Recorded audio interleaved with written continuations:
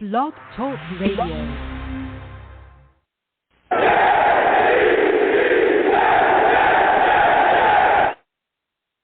What's going on, folks?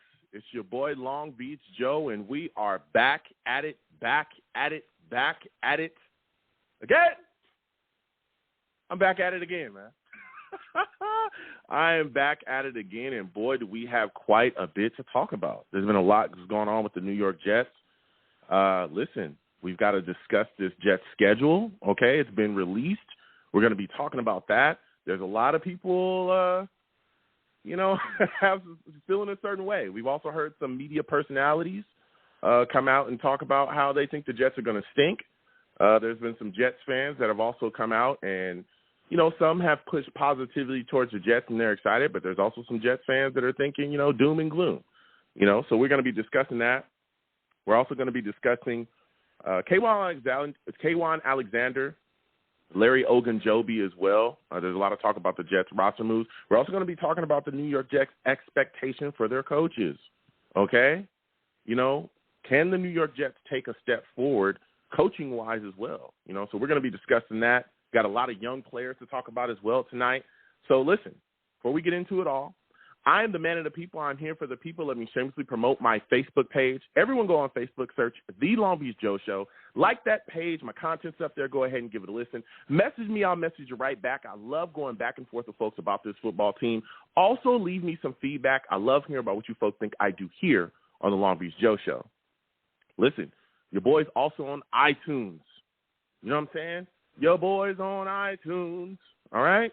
Go on iTunes, search The Long Beach Joe Show, all right? Subscribe to that. Leave me some feedback. Let me know what you folks think about what I'm doing here. Give me a 5-star rating. You know what I'm saying? I want to thank everybody that does that as well and has done it. I see you folks out there. Salute to you. You know what I'm saying?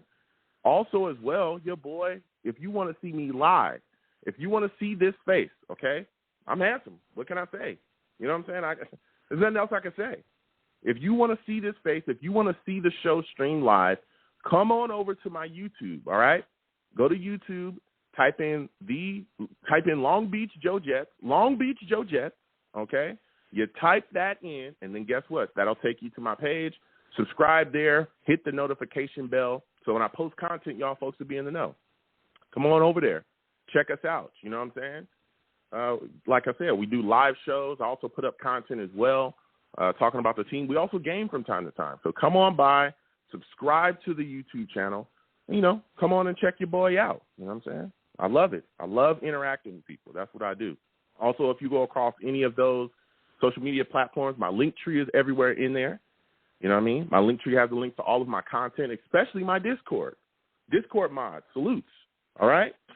Go on in my link tree across my social media platforms everywhere. It's all in the description of my videos as well. Go on in there and join the Discord. We have a lot of fun. We do a lot of fun stuff. We talk a lot of trash to each other, and we tell a lot of jokes. You know what I'm saying? That's what we do. So, listen, it's a lot to discuss here. Salutes to all the Savages as well. Nathan Colgrove. Rev, salutes to you, too. Good to see y'all in here. Good to see all the Savages up in here. Salutes to everybody. Now, listen, there's a lot to discuss, man. A lot to discuss. And I want to start with the Jets schedule release, okay? As we all know, there was a, pretty big event that comes out every single year once the schedule gets released. Everybody sits down and starts to discuss what's going on here, and the Jets schedule got released, and let me tell you something. It's a tough schedule. It truly, truly is a tough schedule when you look at it, especially if the team, continue their trajectory as it stands up now. But the reason why I'm excited about this schedule and the reason why I'm excited about it being tough is because it's a test. It's a test of, it's a test of seeing where the New York Jets stand. Who are we? We've made so many moves this offseason we've been excited about, whether it be Lakeland Tomlinson or Whitehead or C.J. Uzomah or, Tyler Conklin or, drafting Breece Hall or getting Jermaine Johnson or drafting Garrett Wilson. We've done so many good things this offseason, right? I could sit here for a million years and mention all the great things that we've done. But we cannot run around and pump our chest out and talk about how great a job Joe Douglas has done and everything's looking up and the Jets, it's our time without it actually being tested live. We have to go against other teams, especially when we're talking about us wanting to ascend in this league.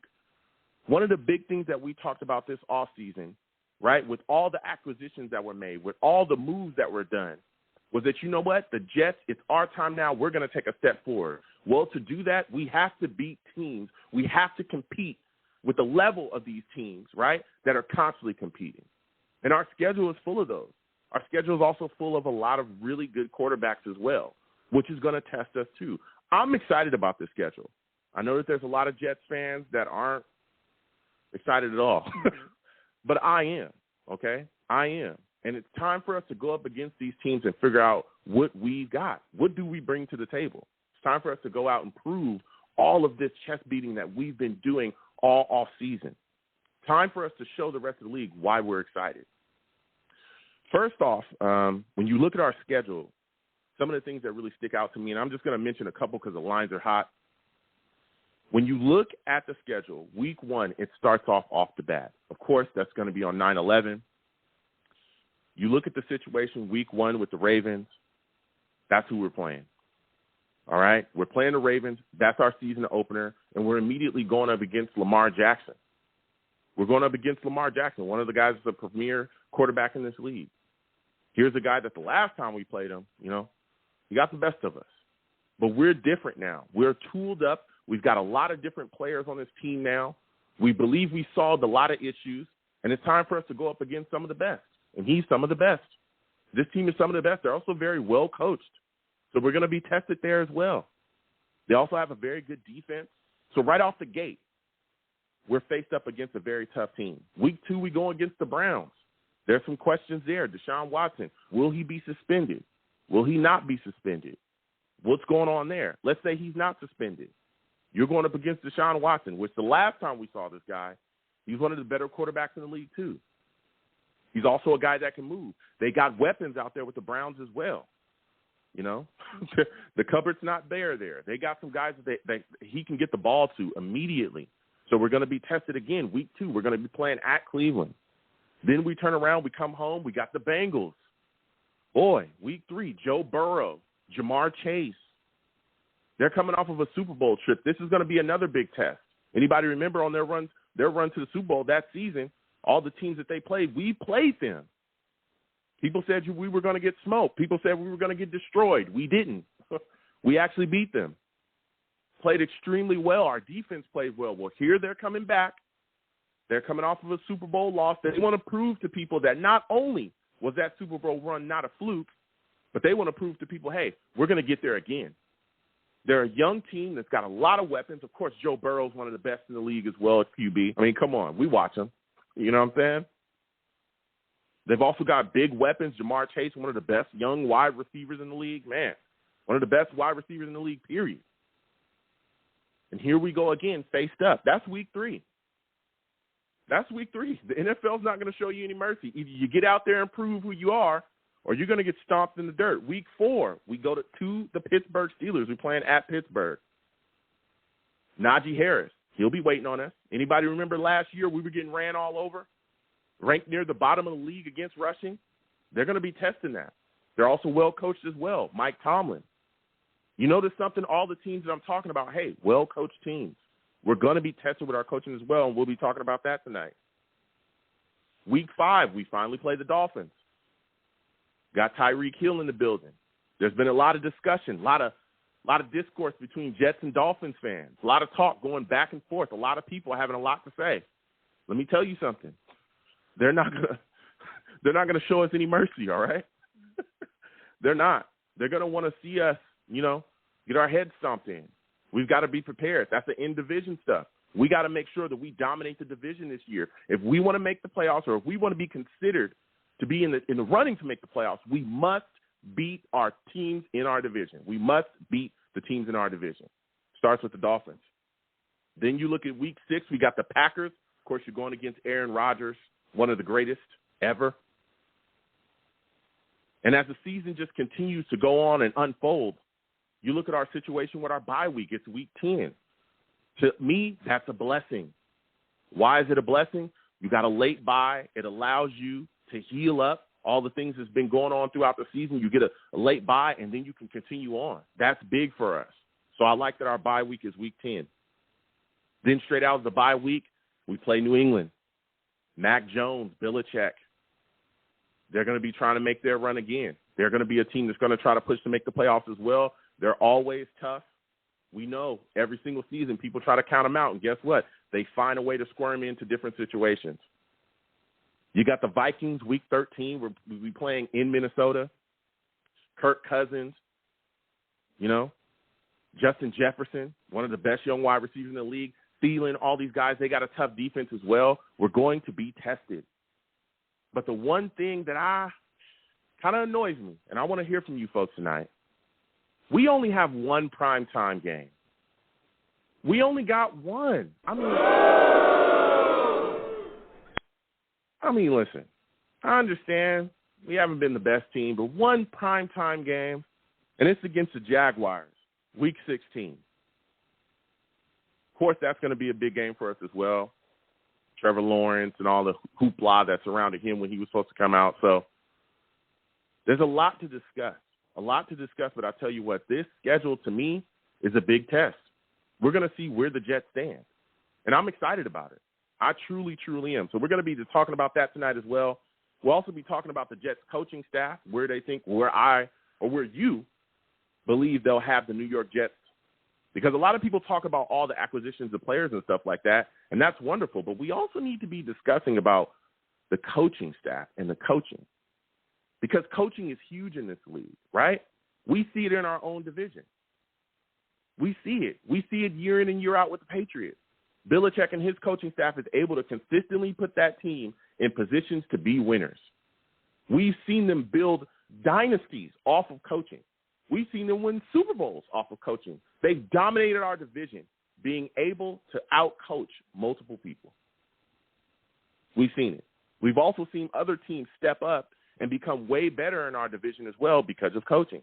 Anybody remember this guy, Josh Allen? Called him a glorified running back for years, said he was a bum, and he was. Throwing interceptions left and right, all kinds of stuff. Got with the coaches. McDermott and all the guys that had him out there, offensive coordinator, they put things together, got this guy in the offseason, really continued to work with him throughout the offseason. Guess what? He turned into an MVP candidate, and the Bills are a different football team with him now. They gave him weapons, and guess what? They're at the top of our division. And if you ask Josh Allen what was the biggest thing that helped him continue to move forward, coaching. They worked on his mechanics. They worked on his release. Different quarterback. He's a different quarterback, and he is bringing it to everybody. So we're going to be discussing that. We'll also be talking about K'Wan Alexander, Larry Ogunjobi. Are the New York Jets going to get these guys signed? I want to talk about what they can bring to the table as well. So call in 515-602-9639. 515-602-9639 is the number. Call in. I am taking all callers. Salutes to all the savages in the chat. Tyrone Nichols, Sean Bennett, Nathan Colgrove, Rev again, Venom G. Salutes to all of y'all, man. We're about to get to these lines. The lines are hot. We got a lot to discuss, people. So first caller, I'm going to 209. 209. You look like a new caller. Give me your name, where you're from, and give me your thoughts on the New York Jets schedule, man. What team are you looking forward to? What game are you looking forward to the most in this upcoming schedule? My name? I bring the chaos, baby. Oh, my goodness. Hold on. Hold on, everybody. Okay? Hold on. This is NFL, Jeremy. Hold on a second. Oh, my goodness. Savage. Jeremy, salutes to you. I want to thank you for calling in. Give me your thoughts about this schedule, man. How are you feeling about it? What game are you the most excited to see the New York Jets play this year? Well, game one, man, because I want to see these guys in uniform for the first time. I just can't wait to see this team suited up with these new players of ours. And I can't wait to see Zach Wilson year two with this offensive line and these weapons around them. Mm-hmm. Yeah, I'm right there with you. Give me Baltimore right off the top. I can't wait. I've never been this excited to watch this team and to see what we are ever before a season. This is definitely the most excited I've ever been. Yeah. So when you look at the situation, and one of the things that kind of annoyed me a bit, right, was the fact that we only have one primetime game. What is your thoughts on that? Well, I mean, it bothers me, but at the same time, I understand if we want to change that narrative, we just have to win.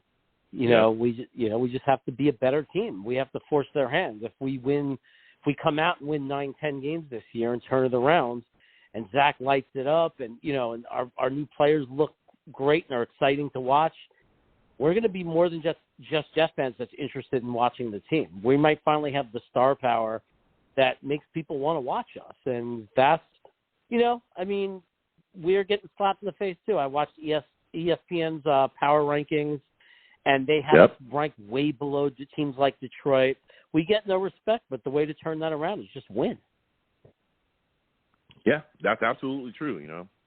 After I was a little bit upset, I'm not going to lie. When I looked at the schedule and I seen, hey, we only got one primetime game, I'm like, what's going on? But then immediately was like, hey, like you just said, we've got to win.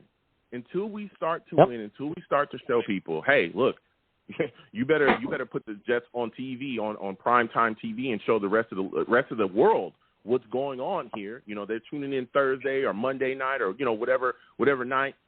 You got to make sure that the New York Jets, when they show up, that they're going to perform. And so again, if you look at our past, we've struggled with the W's. There's been times when it's been a bit embarrassing. Just as a Jets fan to watch a regular game. So that I understand, but I think we're turning things around, and I think a big thing that's going to turn that around is our coaching, right? We talk about a lot about the acquisitions of players, right? The acquisitions we made all off season in free agency, some of the guys that we drafted. But I look at the situation like, hey, there were some issues last year that we saw, especially early. We saw issues with Saleh. There were some different time management issues. We saw issues with Mike LaFleur last year as well. I know a lot of people want to forget those things, but I remember at one point there were a lot of people in this Jets fan base talking about firing Mike LaFleur, right, up until a certain part. Then he went to the booth and things kind of turned around. So with all the acquisitions that we've made in this offseason and everybody being turned up and ready for the New York Jets to turn the corner, how much pressure do you think is on Robert Saleh and this coaching staff going into this upcoming season? Well, I mean, I think there is a certain amount of pressure around them. I don't think they're the kind of people that's the top of their mind, though. I mean, I think the reality is if we went in and we don't take a step in the right direction, that's a problem, and they have to understand that's a problem.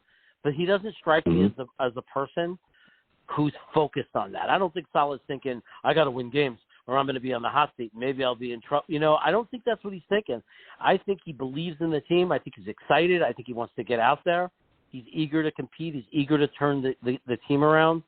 And that's why he has the job, right? Because he's that kind of person. He's confident. He believes in himself. He believes in the team. He believes in what they're doing. And you're not thinking about failing and what's going to happen to you, So, and I think that's what makes leaders. I think that, it's because once you start feeling that pressure, you start to behave in a different way. You start to try to keep your job instead of doing what it takes to win. So I don't think he would have gotten where he has and gotten this far if he was a person that was on the top of his mind. So it depends. I mean, like, is there pressure? Yeah, there's definitely pressure and there's high expectations, but is he feeling that pressure? Is that on the top of his mind? I don't think so. Mm-hmm. Okay. Look, I look at it like this. I understand, what I'm saying, you don't want to feel the pressure, but I tell you what, this is New York, as we all know. And if the New York Jets come out and have some of the same issues, that the fan base is definitely going to be on your back. Not only fan base, but the media as well. That is what it's like to play here. So do I think that he'll crack under the pressure? No. I think that we've seen Saleh be able to rebound, to be able to go out there, and even after losses, be able to continue to put together solid game plans and get the team back into a situation where, they can compete at a level, even when the roster wasn't that good. But there's still some things that I think need to be cleaned up, particularly the penalty issues, because last year we saw that there was times during the year where they were heavily penalized and they would give up. We saw them give up first downs before for, various stuff, being offsides, and we would give up stupid penalties. We saw, a pass interference penalty, stuff like that.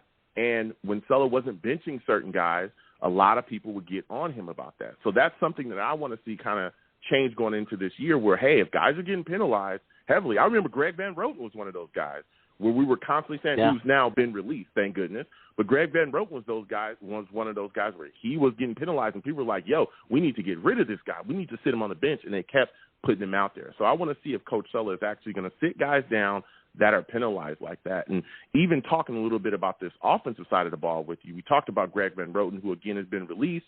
That saved the New York Jets about $3.5 million. I'm looking at Mike LaFleur as well, because there was a lot of discussion about Mike LaFleur last season too, particularly early in the season. A lot of people were not happy with his play calling. There was some questionable plays early. And then we saw Zach Wilson sit down because of an injury. We saw Mike White come in, and we saw the offense really get rolling. We also saw LaFleur go from the field to the booth, and we saw a different kind of offensive play caller. Booth LaFleur was just miles ahead from field LaFleur, right? I think we all agree with that. Now we're looking at this situation where LaFleur is coming into year 2 here, right, along with Zach Wilson. Do you think that Mike LaFleur will be able to get that jump in production like we saw from Josh Allen with the Bills? Will he be able to get Zach Wilson to get that jump as well? Do you think we'll see Zach Wilson step into a situation this year under the same offense with this great offensive coordinator that's going to really have him churning and burning and absolutely producing a lot better than he did for us last season? I absolutely do. I mean, I think the difference is having the personnel. And now, like when you talked about benching somebody, we didn't have the personnel to bench anybody in certain positions. I mean, we were so thin. We had no depth on the team. Now we have depth. If one of our tight ends messes up and is getting penalties and doing bonehead moves, we can send a message to him and sit him down because we have other tight ends that can come in.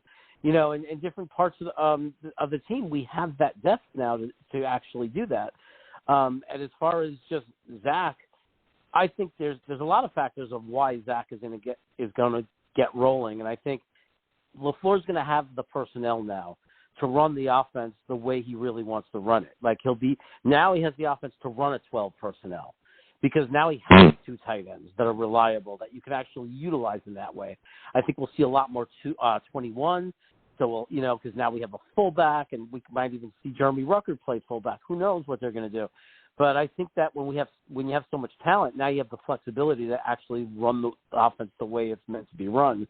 And I think we're going to see that. And I do expect Zach, take a huge step forward. And not only that, let's remember, as a rookie coming in, you don't have this is a fairly complex offensive scheme. It's a lot to learn, and they didn't hold back. They just threw him into the fire. They said, run this, this kind of hybrid West Coast offense, and, that has like probably 1,500 plays where every receiver has up to 3 different routes they're going to run based on how the defender is defending them. And, Zach just came in. He didn't have that full year to really learn it and get the rhythm and really, really live and breathe this offense in this scheme. I'm excited that he's had the whole year to do that now. Yeah, I'm hoping, like you said as well, with the uptick in personnel, that we'll see more production offensively. And like I said, Zach Wilson, I think one of the big keys is, hey, where is this guy going to come in? What is he going to be able to do when he steps onto the field this year? And like you said, I think that this being able to be in the scheme for a year, and also we saw an improvement, him just being able to kind of sit down with that injury. Right? When he came back, there was no turnovers for the last, I think, 5 games of the season with him.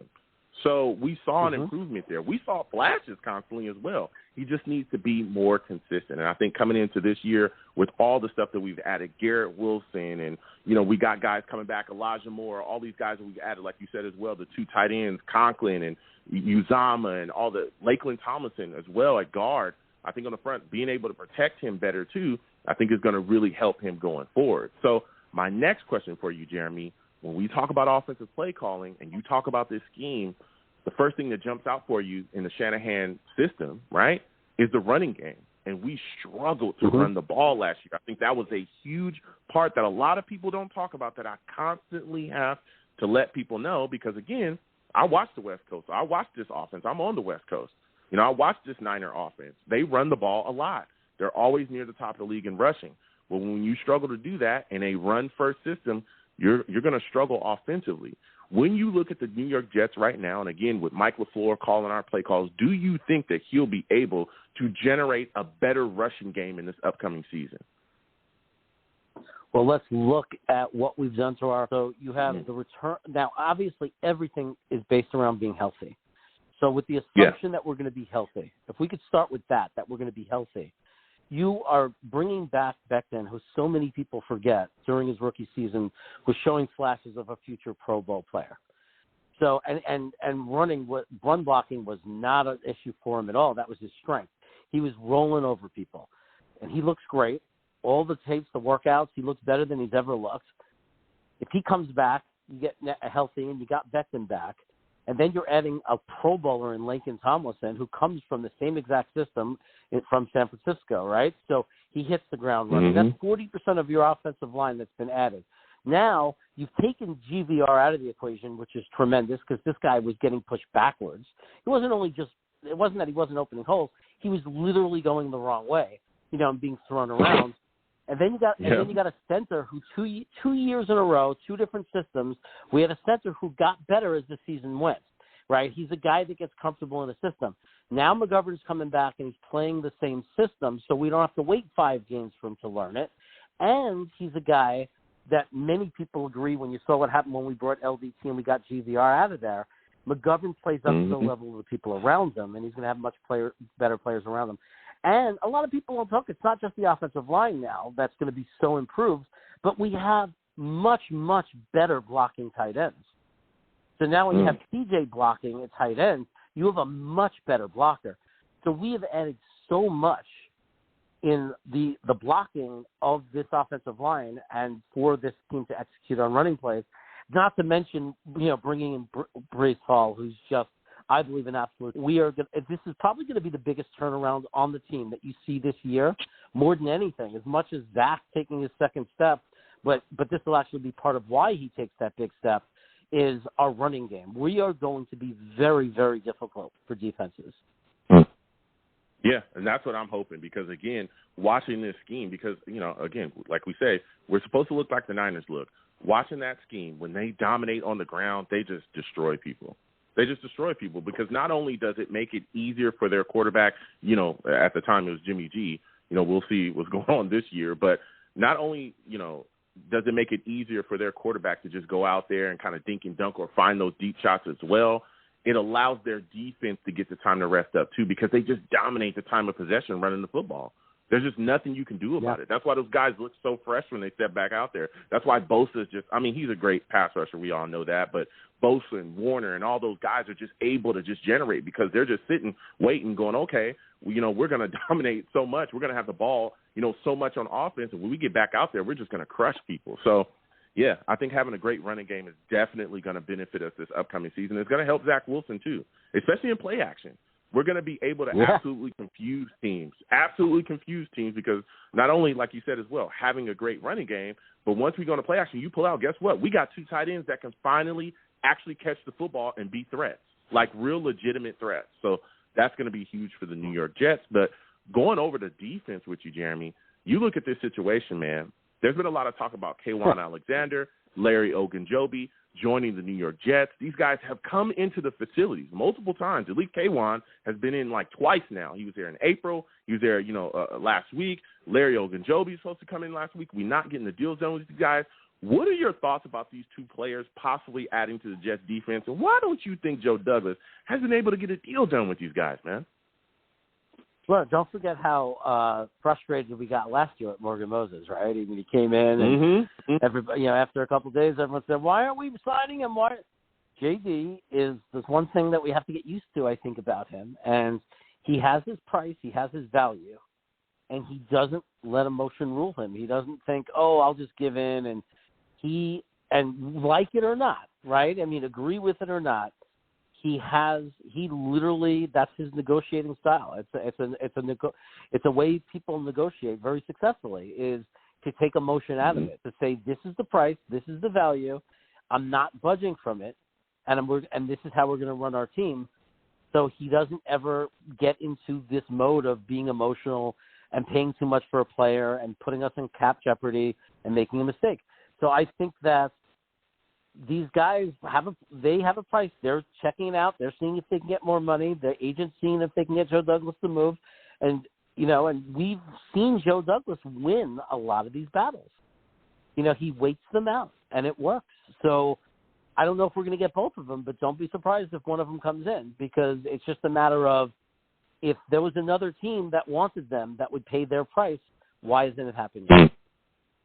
Yeah, especially when you look at a guy like Larry Ogunjobi, who a lot of people talked about him, with the New York Jets fan base. But after he felt that physical with the Bears and that deal kind of evaporated, he's been just kind of floating around and hasn't been able to sign with anybody. But I tell you what, if we get that guy added on to Sheldon Rankins and Quentin Williams and Jermaine Johnson and all the things that we've done up front defensively, man, let me tell you, Saleh is going to have quite a front. Okay?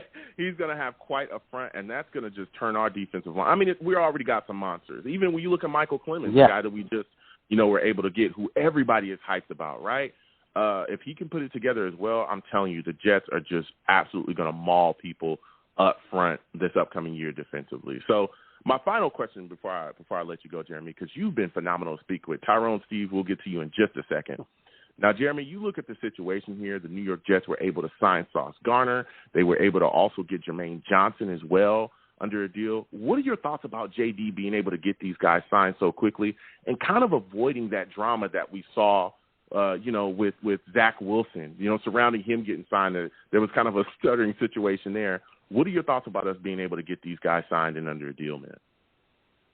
Well, it's really nice. I mean, obviously, it feels really good to not have to go through that. And I think that partially it might be people are getting to know JD. It's like, they're not wasting their time, the agents. They're like, these are the rules, and and how about how they move with the deals. Now he went against what he usually does with the earlier picks, with the not full guaranteed. Like if they go to another team, do you have to still pay them or not? Mm-hmm. I think he gave in. He gave JJ a 100% fully guaranteed contract, and I think he did that because that's a different situation. That was a guy he felt was a top 10 pick that dropped to 26, so it's not as rich a contract. So he was willing to bend on that. JD, he shows that he's a fair guy. He said, well, we're not talking about a $40 million 4-year contract right now. We're talking about 4 years, 16 million, whatever it was.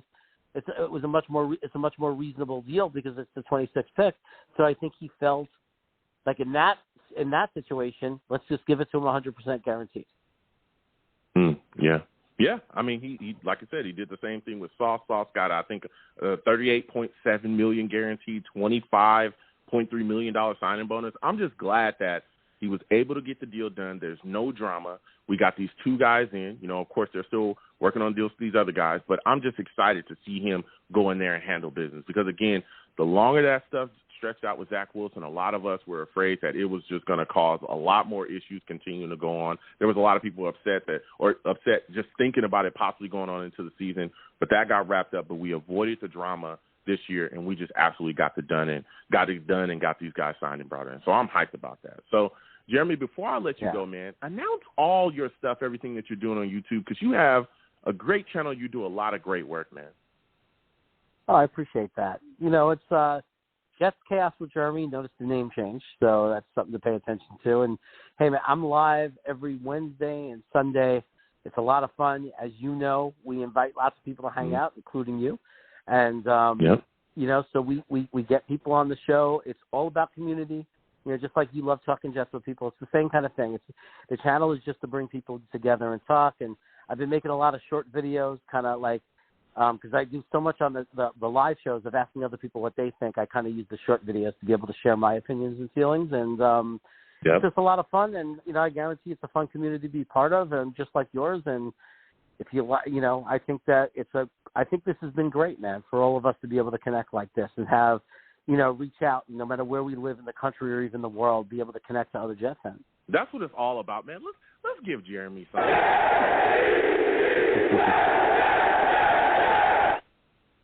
Listen, Jeremy, I want to thank you for calling in, my friend. You have yourself a good night, man. All right. Take care, my man. All right. Listen, Jeremy calling in with some fire, man. That guy does a lot of great work, and I really enjoy talking Jets with him. So we'll continue with these lines. Again, 515-602-9639.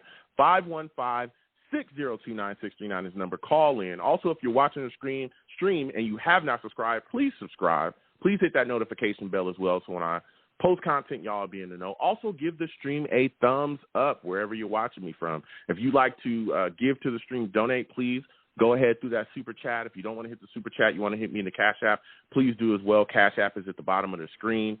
There's just so much to discuss, man. I love these Jets. I love what we've done. Again, we signed Sauce Gardner to a 4-year, $38.7 million deal. 25.3 of that was guaranteed, or 25.3 of that was a signing bonus. Again, that's all fully guaranteed. He also has a 5th-year option as well.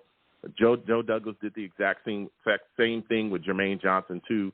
4-year, $13.1 million deal for Jermaine Johnson as well, all fully guaranteed. So, we're just continuing to move, man. I like it. I love what Joe Douglas is doing. I like that he's got these guys signed. So we're going to keep getting to these lines. Again, 515-602-9639. 515-602-9639 is the number. Call in. Next, I'm going to my guy, Tyrone. I'm going to Tyrone. Salute to you, Tyrone. I want to thank you for calling in tonight. Tyrone, give me your thoughts, man, about this New York Jets defense. I want to talk to you about Robert Saleh, all right?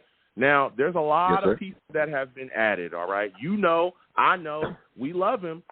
Are you expecting the New York Jets defensive scheme to be more aggressive this upcoming season?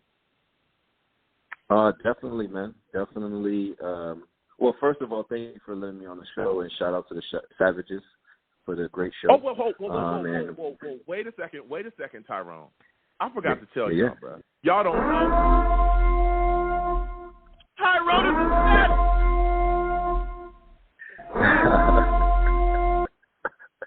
Damn. I'm sorry. Damn. Whoa. All good, my bro. All good, hit my me like brother. a ton of bricks. I'm excited. I'm hyped. Whoa, savage, bro. Go ahead, Tyrone. Whoa. Yes, sir. Yeah, man. I'm hyped. I think definitely the defense is going to get more aggressive. We got Lawson back, man. He's going to be healthy. He's going to have something to prove. We got these young guys on the edge that are hungry as well. We still got C.J. Mosley, the thumper. We got finally some good, not to just the old the cornerbacks that we have on the roster already that played last year, played their butts off. But we have some new blood. We got some proven, sauce. We got some sauce. We got DJ Reed. We got a hitter in Whitehead. We're definitely going to be a more aggressive defense. We're going to be running that ball. Man, it's going to be sick, man. I definitely believe that we are going to be more aggressive. Definitely, man. Totally. Yeah. I'm excited. Now, one of the position groups that you brought up, you talked about linebacker. You talked about C.J. Mosley. There's a lot of other things that's going on there at that linebacker position as well. That's actually one of the biggest question marks. And I think personally, one of the biggest reasons why it's a question mark, right, is because of Nasruddin Sherwood. These are two guys that were safeties. We brought in. We transitioned them over to linebacker. This is kind of what Saleh does. We talked about it, in his team. These two guys were pretty much drafted, that were brought in. And, hey, here we are with these two guys, big question marks coming into the next season. Do you think that Robert Saleh will be able to coach these two young guys up and get them in here and get them productive? I totally think so. They're going to be for depth. I think they're going to be depth pieces. They may get some special team burn. I'm not expecting too much from them because I haven't seen a lot. And being that the off season is so long, I think that we might bring in one or two players that might surprise people. That's one thing about Joe D. Everybody thinks they know, but they never know. He ends up surprising everybody, and that's one thing the general manager has been doing lately. And since it's such a long off season, I think we have off season. We're gonna have a lot of cuts. And I think they might bring, another thumper to help out CJ, somebody like a Quan maybe. But I think they're going to bring some more people in some more dogs for this defense. That's why I say that it's going to be a really aggressive, scary defense this year, totally. Okay. What are your thoughts about Larry Ogunjobi? Because the Jets have brought him in. They didn't get a deal done, but, he was in the building. Is he a guy that you want to see become a New York Jet? Oh, definitely, man. I like Ogunjobi. I like what he does on the field, and it's somebody that we need. We definitely need that inside run stuffer. We had Fotukasi. Even back in the day, we always had like that run stuffer. We had like a Mike DeVito. Who was that other guy we had? We had Sione Pua. I'm bringing it back, but we always had that run stuffer to stop the run, and I think that's important with these first 4 games. You got Ravens, they run the ball well. Browns, they run the ball well. Bengals with Mixon, Steelers. So those first 4 games are going to be running teams that we play, and I think that that should be a focus on in free agency or whoever we pick up as far as free agency to solidify that defense. Yeah. Yeah, we also had Snacks as well, who was a big one of the better nose tackles in the league at a time. How did I forget that guy? Yeah. How did I forget Snacks, man? I own from our own backfield. Basically, we had him in our practice squad. We built him up. Yeah, man. Yeah. I'm sorry about that, Snacks. No, man. Snacks and Chris Jenkins as well. You brought up Sione Pua. A lot of people don't even talk about him, but he was a very good defensive lineman for us as well. So I'm hoping Larry Ogunjobi is a guy that can also, definitely put some rush to the passer as well. Guy had 7 sacks last season, before he got injured when he was playing with the Bengals. So he's a guy that can definitely rush the passer too. So that would be definitely something that would be great to add to the New York Jets front. Now, I want to go over to this offensive side of the ball with you, man, because there's been some things going on, right? And I'm looking at Mike LaFleur coaching-wise, and I'm saying, okay, last season we saw bad LaFleur early, but then as the season continued on, we saw good LaFleur. Once he got up into that booth, I think even Saleh come out and said, hey, stay in the booth. He said, listen, stay in the booth. You know what I'm saying? You stand in the booth, that's that, right? So now I'm looking at it and I'm saying, okay, we've seen quarterbacks around the league, from Lamar Jackson to Patrick Mahomes to Josh Allen, who's in our own division, take that next step forward because of coaching, right? Josh Allen is a guy that we all talk about being a bum. I'm talking about a bum. He's throwing interceptions, looked awful. All he did was run. He was a glorified running back. Got some coaches around him, worked on his mechanics. He took a step forward. Now he's an MVP candidate, or was an MVP candidate, and now he's one of the better quarterbacks in the league, and the Bills are just handling business, right? So now I look at the situation, and I'm saying, do you think Mike LaFleur can get that jump in production, get that jump, that progression and talent level out of Zach Wilson that we saw the Bills get out of Josh Allen? Do you think that Mike LaFleur and this scheme, as he steps in this year with a second-year quarterback in his scheme for the next year, do you think he'll be able to help Zach Wilson ascend to the level that we all hope that he will be able to? Totally, man. Totally. You ask any other Jet fan, and they'll tell you the same thing, man. Last year, he was just starting. It was his first year. Everybody's going through their bumps and bruises. That was like the test run. Now it's time to fly, basically, man. He gave you pieces. You got those 2 running backs. You got Michael Carter that's already proven. Now you got a young stud in Breece, like the last caller said. You know how I like Breece. You know I love Breece Hall. Yeah. And then, last year we didn't have that many pieces in the wide receiver position due to, like, injuries. We had Corey Davis. He went down. Crowder, he was down for a while. We had Berrios at one time. We had Jeff Smith out there. We never had a legitimate tight end. No disrespect to the guys that were out there, playing their hearts out. But this year, man, we solidified our offensive line. We solidified our backfield.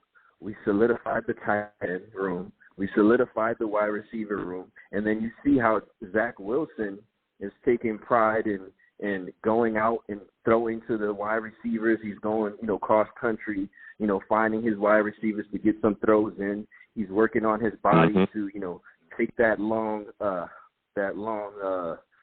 season into the playoffs. And I think that the play calling with the skill positions that he has the pass catching, blocking tight ends that he can do the play action with, and the runners that can catch out of the backfield. He got some speedy guys. You know, Wilson, we just drafted. He could play the slot. He could play outside as well as Moore. He could play the outside, inside. Man, it's going to be fun to watch, man. I just can't wait to – I'm just mad that it's a long offseason. NFL has, like, the longest offseason, but I'm hyped, man. Yep. I'm hyped. Yeah. I'm hyped. I definitely believe that LaFleur can and will do it, especially being in the booth. LaFleur is a different play caller, man. I believe he can do it, man. He did it with Mike White for a little while. You think about it, everybody was hyping up Mike White. Oh, Mike White. Talk about it. Why don't we bench Zach? You know, put in Mike White, re-sign him. You know, and even Flacco was looking good in the offense for a little bit with the minimum amount of players he had to work with. So imagine like a full. The main thing is health. If everybody's healthy, all the Jets are healthy, I think we can do big things this year, man. Big things, and I believe that LaFleur will make those plays, because he has the players to make them with. Yeah. So my final question. How do you feel about that? Oh well, listen. First off, I think that, like you said as well, I think with the added talent that we have, I think is huge. You talked about, the two tight ends that we added. I think one of the bigger things was us adding Lakeland Tomlinson. I think that was an amazing free agent signing, more than most know. One, because not only does that protect Zach Wilson, which interior pressure has been an issue for these last couple of years, right? It plagued Sam Darnold. It got him hurt. He never was able to perform here. Regardless of how you feel about Sam Darnold, he took shot after shot after shot, and that is not how you groom and mature young quarterbacks in this league, right? You'll never figure out who they are if they're constantly getting injured or running for their lives. Then we come into this year and we see Zach Wilson suffering from the same thing. I don't think a lot of people remember, but that Panthers game was brutal. It was brutal to watch. He took shot after shot after shot. He took those same shots against Denver.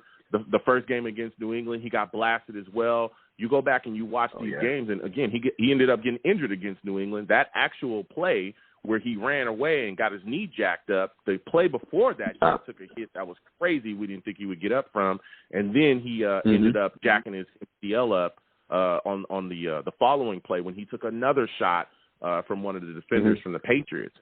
As the season continued on, I remember him come. The refs didn't call it, but it was kind of a little different. I will say that. But as the season continued on as well, he talked about that knee not being healthy. That is not something that you want for a young quarterback to have to deal with. And I think bringing in Lakeland Tomlinson is going to shore that situation up. He's not going to be running for his life anymore. I know we have. We'll figure out what's going on at tackle. I think Mekhi Becton is going to be the starting left tackle, but we'll see, right, going forward. And so when you shore up that line, he's protected. Now we get to see, okay, who's Zach Wilson? We get to figure out who you are. And if you're not the guy, then we can move on from you. But it's not because you don't have weapons, and it's not because you're not going to be protected. And we'll also see a step up in our running game as well. Our running game becoming better in a run-first offense, I think, is vital. Right?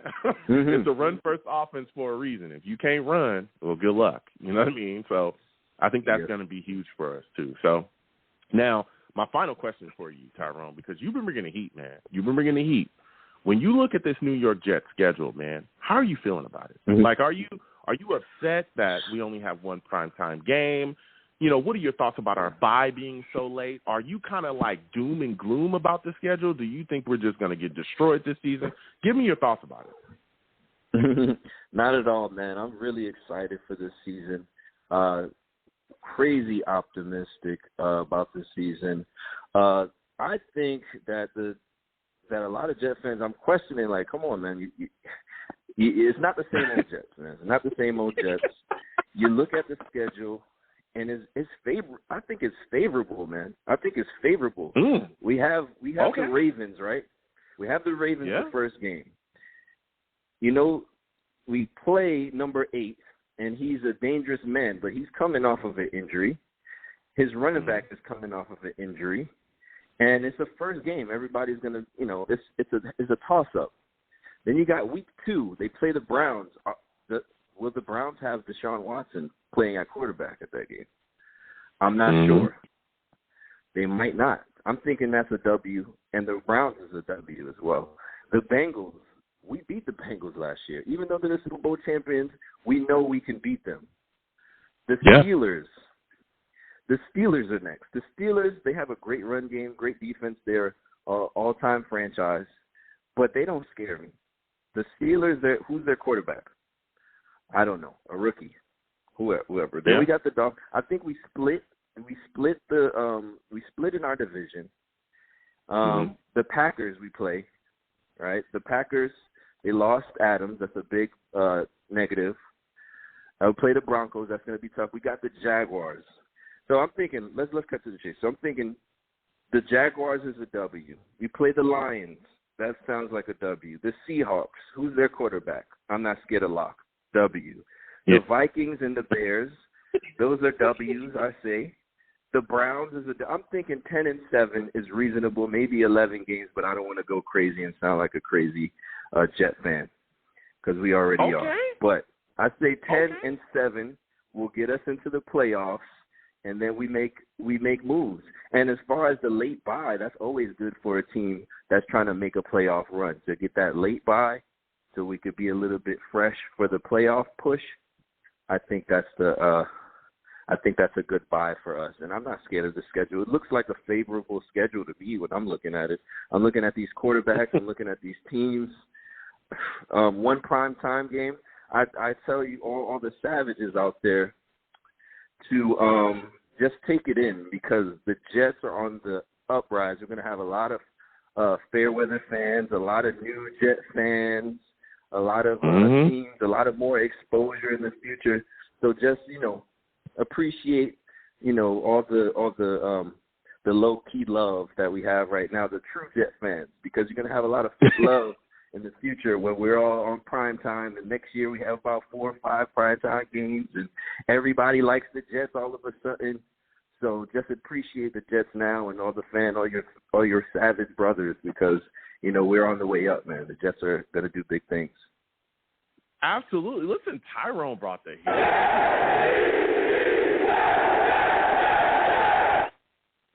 Listen, Tyrone, I want to thank you for calling in, man. A lot of great takes. Next time I have a show, I want to hear from you, all right? I love talking Jets with you, man. Of course, man. Thank you. All right, you have a good one. Listen, Tyrone calling in with heat. We're going to keep getting to these lines again. 515-602-9639. 515-602-9639 is the number. Call in. We're taking all callers. Again, when you call in, please be patient. We'll get to everybody. Also, make sure your background is clean and good to go. I want to be able to hear you. Please don't call me from the back of a Pringles can, all right? I want to be able to hear your takes, okay? And no cursing on my show. I do not allow cursing. You curse, I'll get you out of here fast. I'm talking fast. Faster than we got Adam Gaze. That's out of here, Adam Gaze. Get out. What a change we have made, man. This is different Jets. It's a different Jets time. You know what I'm saying? We're looking good. We're moving and grooving. Things is going well. You know what I'm saying? So also as well, if you'd like to give to the platform, you can at the Super Chat. Also, the Cash App is there at the bottom of the screen as well. If you'd like to give that way, please, again, give the stream a thumbs up if you have not, and subscribe to the stream as well if you have not subscribed to the stream, all right? Now, we're going to keep getting to these lines. Again, please be patient because we'll get to everybody. Lines are hot. Next call I'm going to 563. I'm coming directly to you. Give me your name, where you're from. You're looking like a new caller. Carolina Steve, we'll get to you in a second. 563. Give me your name, where you're from. My name's Julian. I'm from Nebraska. Hello. What's going on? How's everything going, my friend? Give me your thoughts about this New York Jets schedule, man. How are you feeling about it? What are your thoughts on it, man? Can we change the sport to baseball? I know more about that one. Oh, you know more about. Oh, well, I'm sorry, my friend. We're here talking Jets, man. All right? I'm going to continue to move on. Next, I'm going to my guy from North Carolina, man. I'm going to my guy from North Carolina. Salutes to you, my friend. I want to thank you for calling in tonight. Listen, man, give me your thoughts about this coaching staff. How are you feeling about Robert Saleh? How are you feeling about him going into the season? Do you think our defense will be more ferocious? Do you think our defensive scheme will be more fearless this upcoming season with some of the added pieces that we have under him now? I think potentially it should be a lot more solid with a better pass rush and an improved secondary. Though, I have to admit I do have some questions about the defense on that second level, the linebacking core in particular. I know C.J. Mosley has been a staple. Nazardine and Sherwood, I see them as having very good tools and potential. But I think maybe the staff and Joe Douglas, our general manager, might know a little bit more on the inside, more privy to inside knowledge than we do. That's why they didn't select Nakobe Dean in the second round, which I was kind of thinking might happen. But I think they know some things we don't. So let's hope that Nazardine and Sherwood can bounce back and have a solid second season. That'll help stabilize our linebacking core. I think that's the only area of the defense that I'm really worried about is the linebacking core and a little bit at the free safety position. Everything else looks really good. The defensive line looks the best that it's looked in a long time. I think probably since we drafted Sheldon Richardson, Bo Wilkerson, and then had Leonard Williams and all those defensive linemen, Damon Harris. This is the best front we put together since then. And what I like is the fact they're going to the 4-3, which is more traditional. Back in the day, more teams ran 4-3, before they start switching to the 3-4, which I believe was inspired by the Giants. When teams saw what the Giants did, their 4 linebackers, that's when you kind of seen teams making that switch, So I'm glad we did the right thing, switch back to the 4-3, and I think that's what we need to do in a conference where you have so many great quarterbacks. We're going to need to be able to peel our ears back and rush the passer. But I like to say this. A couple of calls ago, I really enjoy your caller base. They're excellent. They're very knowledgeable, and I've enjoyed just kind of sitting up listening to them. But I want to say this. Yeah. A couple of calls ago, one guy was talking about this team going possibly 10-7 and not being afraid of these other teams. I would have to agree. I think teams like the Baltimore Ravens, I respect you. I've talked to Ravens fans. You guys have achieved a lot over the last 20 years, but you had better be careful with this Jet team going in week 1. This could be a major trap game. This is going to be their trap game. They think that this is the same Jet team they played when Darnold was the quarterback. It is not. They are significantly better offensively. In fact, to the point of being dangerous. Its only difference is they just have to gain the experience of working together, build continuity and chemistry. Zach Wilson just needs to build up his experience and his confidence. That's the only thing wrong with Zach Wilson. Zach Wilson can do anything Josh Allen and all the other quarterbacks can do. The only difference between him and them is experience. They've actually done it. Josh Allen's been to multiple AFC championship games, so that gives him a wealth of, at least experience, even though he's come up a little bit short. So Zach Wilson's future looks promising. This is the year to evaluate him and find out if he's the guy. That's why Joe Douglas shifted his attention to offense. I was thinking it was going to be defense, but actually he emphasized offense. He went on and got him a running back. He got him a potentially number 1 caliber receiver, even though we do have Elijah Moore. He got him a tight end who I love, Jeremy Rucker. I think he's one of the better tight ends in the draft. He's done everything to set it up where this kid has a chance to succeed. And I believe Zach Wilson can make that leap. If he makes a leap, I think it could be close to what we saw Josh Allen do. I'm not quite sure if it'll quite be what Josh Allen did, but I think it could be very similar, which could make the Jets very scary, very scary. All of a sudden, you see Zach Wilson ripping off passes and, dicing people up. And see him breaking off 15, 20-yard runs, which he's capable of doing. He hasn't put that on display yet, his legs and his mobility. We're going to see a lot more of that this year. You know what I'm saying? So I'm looking forward to it. We absolutely will. And you're bringing up some great points, man, because let me tell you something. I'm looking at Zach Wilson, and I'm looking at Mike LaFleur, and I'm saying, okay, can Mike LaFleur get that out of him, right? Because, again, we talked about it, and we've had a lot of discussion about, even you talked about some of the players that we've gotten, some of the acquisitions, but it's also coaching-wise as well, right? You've got to also have a step up in coaching. You look at what Mahomes had when, Mahomes has it with the Chiefs. You look at what, the Baltimore Ravens, their play calling staff. You just talked about Josh Allen, his offensive coordinator and some of the staff. They put these guys that understand football and how it's played today, with these dudes. And absolutely, we've seen them light things up. Now, Another thing that I want to talk to you about, because you're bringing the heat so far as well. We talk about Zach Wilson, but I also want to discuss the running game as well. The running game was terrible last year. It was horrific, right? Yes, we could not get anything in with a run-first offense. Do you think that LaFleur gets this running game together as well, along with some of the acquisitions that we made and improvements that we made along the offensive side of the ball? Do you think we'll be running better as well? I think absolutely. I see no reason not to. I think adding Lincoln Thomason was huge. Getting a Pro Bowl guard and then moving Barrett Tucker to right guard. Now we got him filling in for Van Roten. Do you realize what an upgrade that is? That is huge.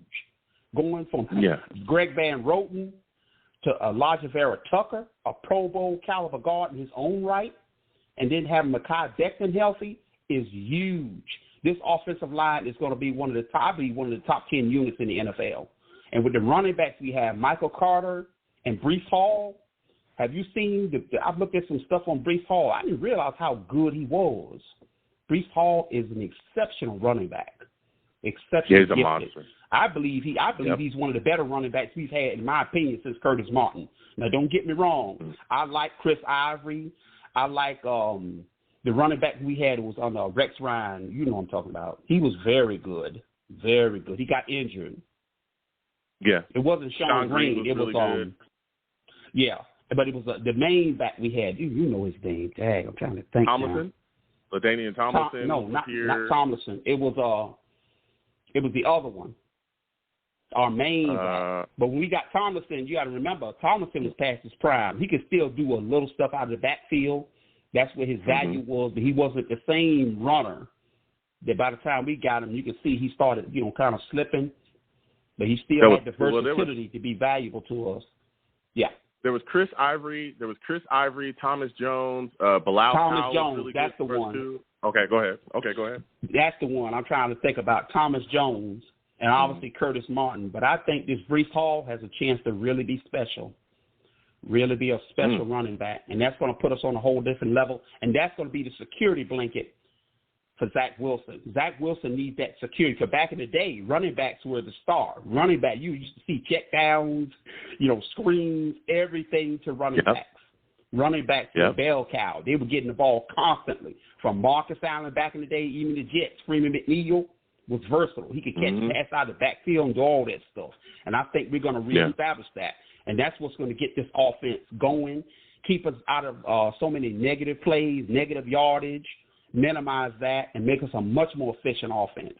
I can see us taking a quantum leap in offensive production, time of possession, points scored, every measurable statistic. I can see this team making a huge leap, a big leap this year, setting us up for 2023, where we'll have so much more versatility because we got our quarterback, we've loaded up our offensive weapons. Now we can just lay it on the defensive side of the ball, boost this linebacking core, boost the safety position, and then we'll be ready to go on and make a run for everything, I predict, in 2023. Yeah, and again, we're just talking about Breece Hall, and I think a lot of people have forgotten. We've also forgotten Michael Carter, okay? I'm not going to forget. I understand Breece Hall is like the guy for everybody right now, and that's phenomenal. He's a great back. I'm excited to have him on the New York Jets. But I watched Michael Carter literally light up the Bengals last year. There was a point in time during the season where he was literally our only playmaker offensively. This was before Elijah Moore kind of came on and got things together. We had some issues everywhere else. But I'll tell you what, Michael Carter was the go-to guy. Not only was he running the football effectively, he was also coming out of the backfield and catching the football effectively. And that's going to be big coming into next year as well, too, because, again, we got wide receivers now to play with. We're getting our number one guy back from that injury. Elijah Moore is coming back. Of course, we just got Garrett Wilson. That's right. We got our two tight ends. That's right. Like you said, we got Breece as well. That's phenomenal. How are you going to account for Michael Carter in this offensive scheme, too? But you know what it is with Michael Carter? Michael Carter is an excellent running back. But the only minus on him, the only blemish is that he's a little small.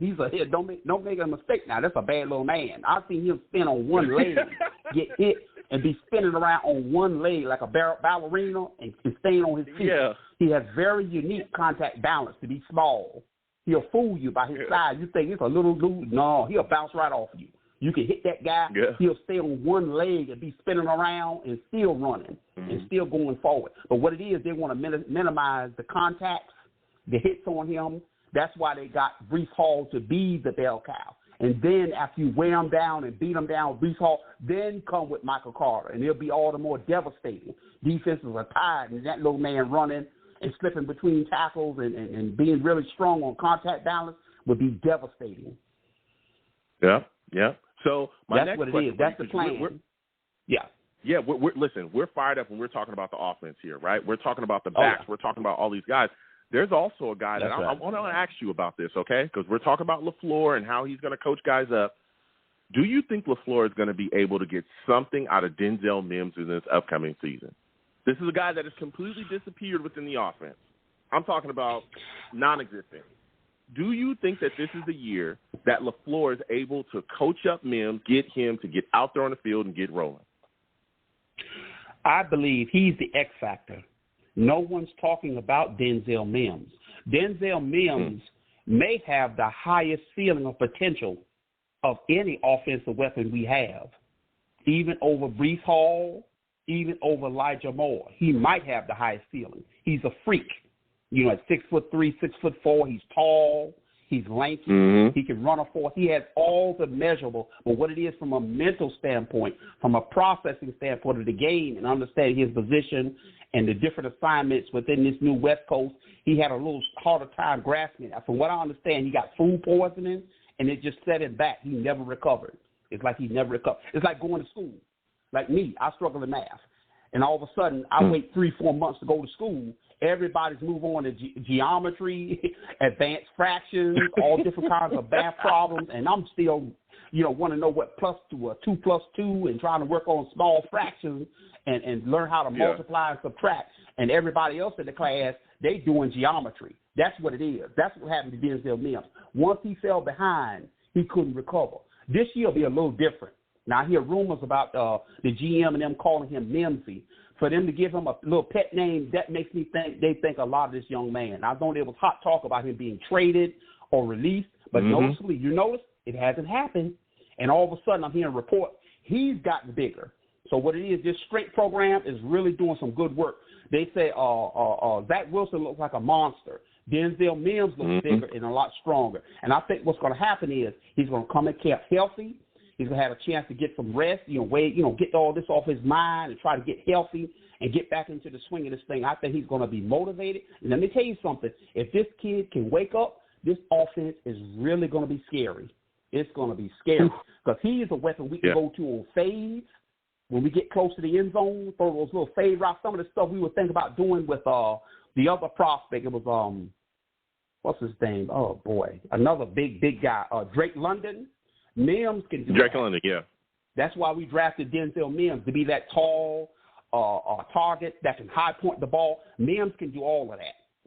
You know what I'm saying? It was Brett Coleman, another dude out there. You may have heard of him. He does YouTube content.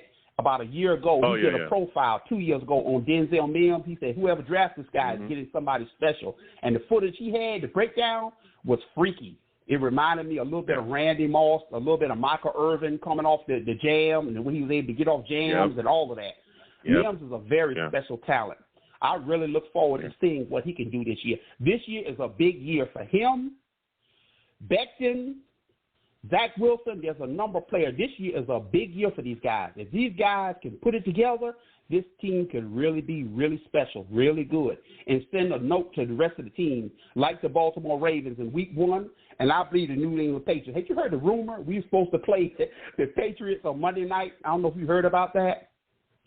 Yeah, I mean, there's rumors that they're swirling. There have been rumors that they were supposed to be a prime time matchup and stuff. I was hoping that was true, but I think it's all well that we face Baltimore. I think we're going to be ready for this.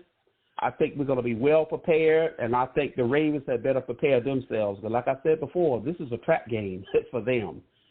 You know what I'm saying? We have nothing to lose. My thing is, I'm just going to give you a little pushback on the Denzel Mims stuff because I want to give different perspectives. I'm going to play devil's advocate, right? I hear what you say. Denzel did not have a full off season, but he's not the only one that didn't have a full off season either, though. Elijah Moore didn't have a full off season either. He dealt with that quad injury. So did Elijah Vera-Tucker. But I want to stick with the guy that's actually playing the same position as Denzel Mims. Now, Elijah Moore didn't have a full off season, quad injury, was able to come in, and we saw him be way more successful than Denzel Mims. We also saw a guy like DJ Montgomery and Tariq Black basically come off the street and start and play in a game and have more catches and more targets than Denzel Mims. So it's I understand the food poisoning stuff, but it's something that, like, and again, we were all caping for Denzel Mims, right? It was free Mims. Get him off the bench and stuff. And the coaches came out, and I know we talked about it, and they said, listen, unless he knows what he's supposed to do, basically, unless he knows all the routes, he's not going to be out there. And so that was just kind of like hinting to us, like, hey, listen, guys, he don't know the playbook. Like, y'all can yell and scream for him, and this is when we were losing. And we were like, there's no offensive production. Well, you got Mims on the bench, and they was like, listen, he don't know the playbook, basically. You know what I'm saying?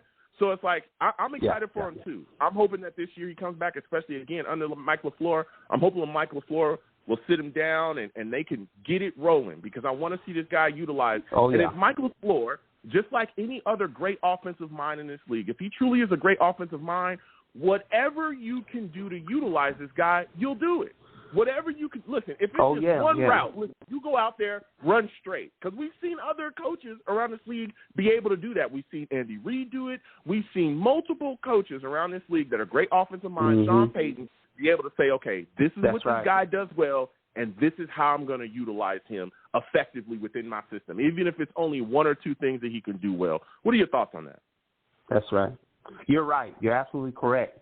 Everything you said is absolutely correct. Let's hope they go on and figure it out with him, because it's a shame, because he's too talented not to be producing. I see him as an 800 to 1,000-yard wide receiver in this league, someone who could be very productive and have a good career in the pros.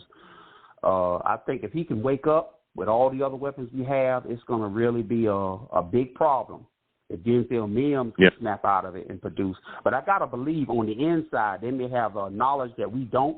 That's why he hasn't been cut. He hasn't been traded. He hasn't been released, anything. So far they've held on to him. He must be doing some pretty good work on the inside, you know? Yeah, he must. So my next question for you, and you talked a little bit about it, but when you look at the offensive system for the Niners, they utilize that tight end position crazy in the passing game.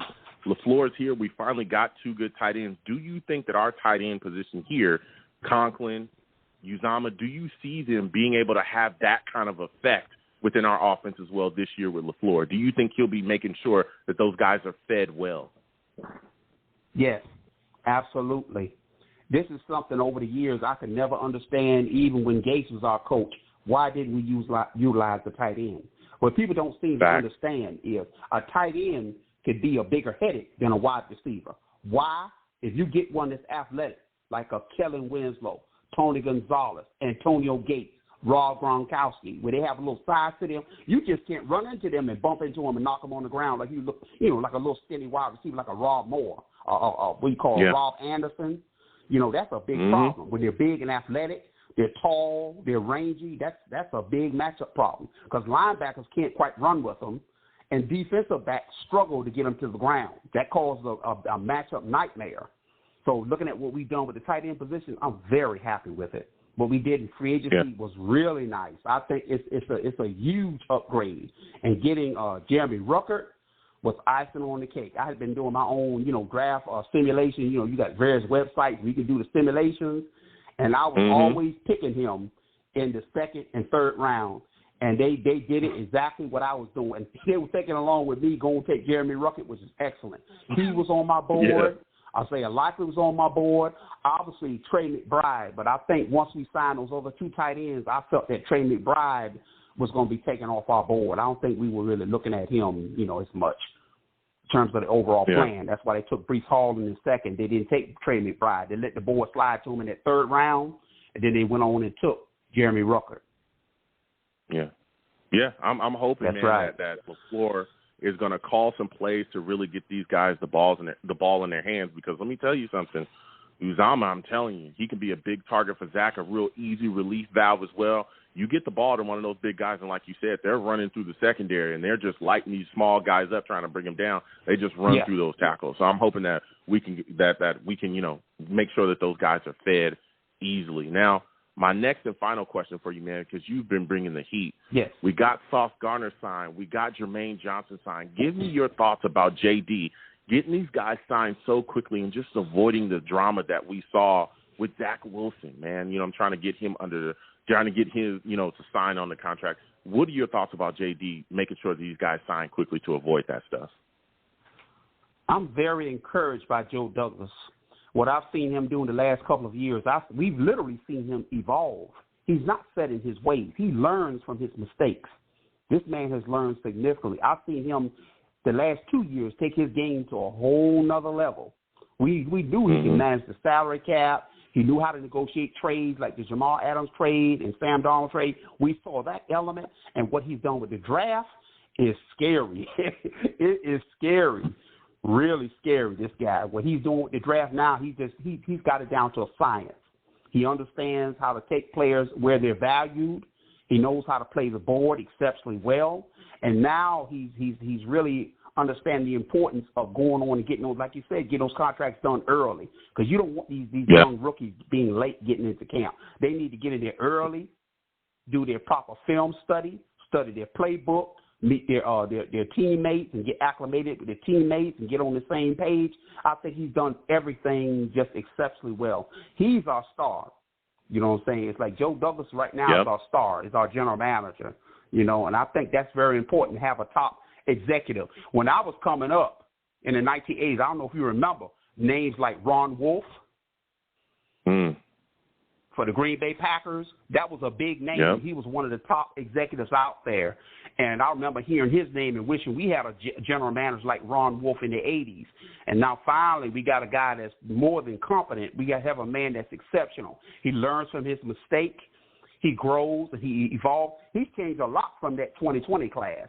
You know, he took Michael P. Ryan, and James Morgan and all of them. He's learned so much since then.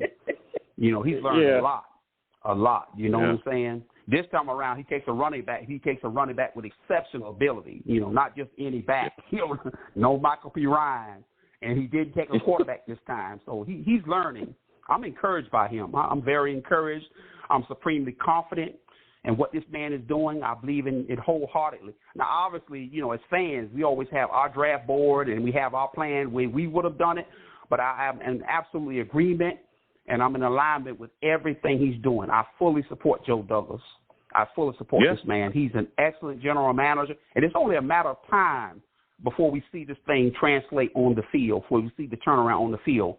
We don't have long. I say between this year and 2023, it's going to explode. It's only a matter of when. If it's going to happen this year or next year, it's going to happen soon. You can bank on it. Yeah, absolutely. Listen, let's give this guy. Listen, you brought the fire tonight, my friend. I'm gonna go ahead and let you go. We got other callers, but let me tell you something. Next time I show, I want to hear from you, man, because you know what you're talking about. I love talking Jets with you, man. Oh, yeah, I really enjoy you too, Joe. I'm going to just fall back now and let the rest of your calls get in here, and I'm going to really enjoy your caller line and appreciate you for everything you've done with your platform.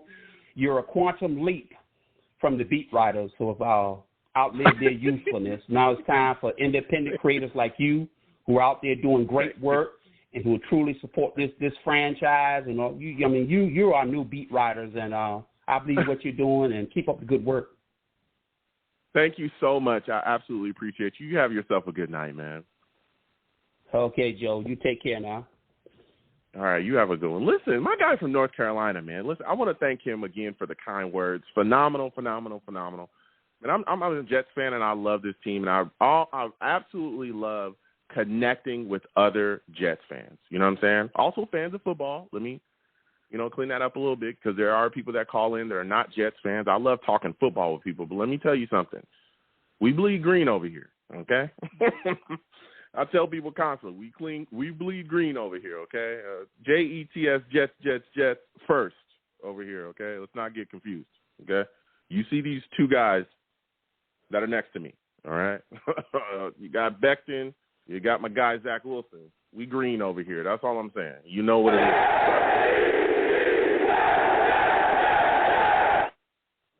Salutes to him again, though. Again, that guy from North Carolina is phenomenal. So we're going to keep getting to these lines. Again, 515-602-9639. 515-602-9639 is the number. Call in. We take all callers. You know what I'm saying? Salutes again to everybody that's called in. Please give the stream a thumbs up if you hadn't. Also subscribe if you have not subscribed to the stream. And hit that notification bell so when I post content, y'all be in the know. If you want to give to the stream, the Cash App is there. If you don't want to give to the Cash App, the Super Chat is there as well. Anything that you give to the platform is greatly appreciated. So we're going to keep getting to these lines. Next, I'm going to my guy, Steve. Steve, salutes to you. I want to thank you for calling in tonight. Steve, I know you're going to come with the fire already, man. Listen, give me your thoughts about this schedule that the New York Jets have, man. How are you feeling about it? What are your thoughts on it, man? Hey, Joe. Well, first off, long time no talk. Sorry I haven't been able to get onto your show lately. You know, been busy lately with the Ruckers, with the NHL playoffs, you know, because, you know, right now we're in the playoffs. We just got past the first round. We're playing in round 2 tomorrow. So sorry if I've been missing your show. I just hope everything is going well for you, man. Yeah, man, everything's going well. Listen, I understand. You know, congrats, but you're on now, and we're talking Jets, man. We're all fired up, just coming off of a great call from my guy from North Carolina. Man, what are your thoughts about this schedule, bro? I mean, there's a lot of Jets fans that are doom and gloom. There's some Jets fans that are excited. I'm one that's excited. I'm ready for the test. How are you feeling about it? You know, okay, this is my thing about the schedule coming out. I know a lot of people are saying that the Jets are going to have a very tough start to the beginning of the season. But here is the thing. When you look at your schedule, not only do you have to make sure that the Jets are healthy by the beginning of the season, but all the other teams we have to play at the beginning of the year. Heck, listen, earlier today, apparently I found this out, there's a most definite possibility that Deshaun Watson's going to get suspended the first few games of the season. And the Jets play the Browns in week number 2. And if Deshaun Watson does not play in that game, we're going to be playing against Jacoby Brissett. Now, the other thing of how I look at this game, the start of the schedule, I see how it's very interesting how the Jets are opening the season with 4 straight AFC North opponents. You know, we got the Ravens at home to start the season, and I think that's an interesting matchup. I mean, obviously, I'm not going to get too much into the Ravens. I will do that more once the season gets closer. I mean, then you got Cleveland. Then you got the defending AFC champions, the Cincinnati Bengals, who we beat last year with the Mike White game. And then you have a rebuilding Steelers team in week number 4, a rebuilding team, because obviously this is the first year of their rebuild. But I mean, listen, I'm not going to get too much into the schedule. I want to get into like it 1 week at a time. But other things, Joe, that I've been excited about is that 2 of our first round picks are already signed in Sauce Gardner and Jermaine Johnson. And let me tell you something right now. The Jets absolutely stole that draft in the first round. I thought it was one of the greatest first-round drafts that the Jets have had in a very long time.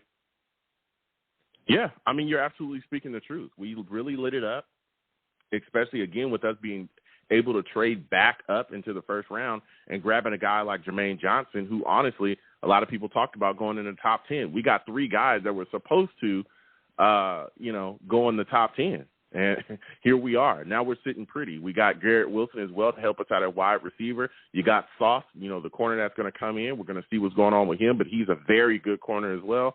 And like I said, we added a pass rusher too. So it was a good move. Joe Douglas absolutely handled business. And like you said, being able to get Sauce and Jermaine Johnson signed and alleviating yourself of the drama, that kind of came from the situation with Zach Wilson and moving on from that, getting these guys in quickly, allowing them, to sign on the dotted line. Their official was said and done.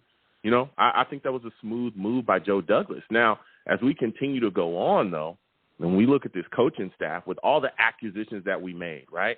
You just talked about our draft. There were some moves made in free agency as well.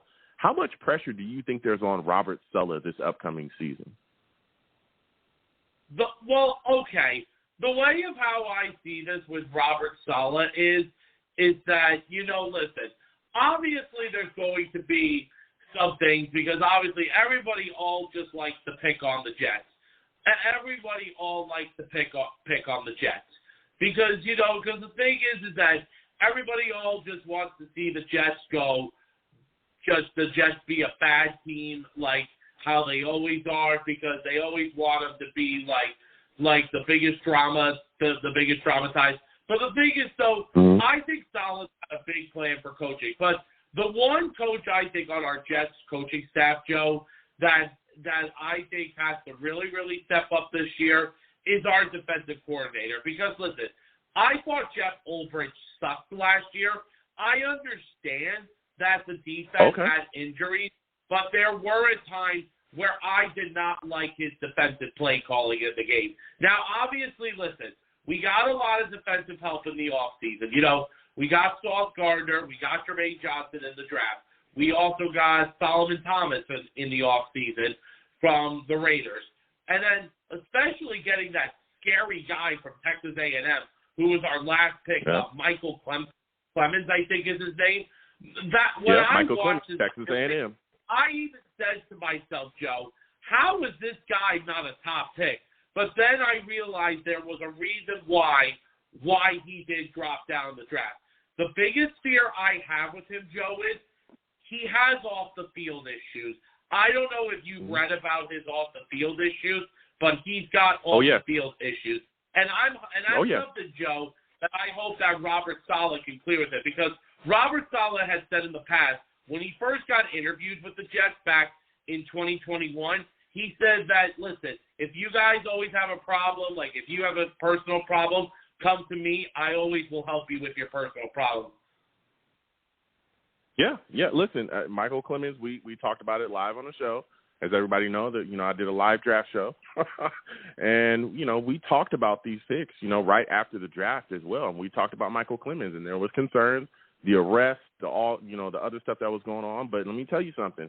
When Joe Douglas was questioned about it, he sat back and he said, "Listen, we vetted this guy. We went to Texas A&M. They talked to all his coaches. They talked to everybody and got a full understanding of what's going on. And even when Clemens was talked to about it, he said, hey, look, that's not who I am. Those were situations. Those were incidents. But I've moved past them, and I've moved on. And so we'll see what we get out of him. But, even with him, and the whole off-the-field stuff being kind of questionable, there's been moves along the defensive line where that has definitely beefed us up, right? Jermaine Johnson, getting him in the first.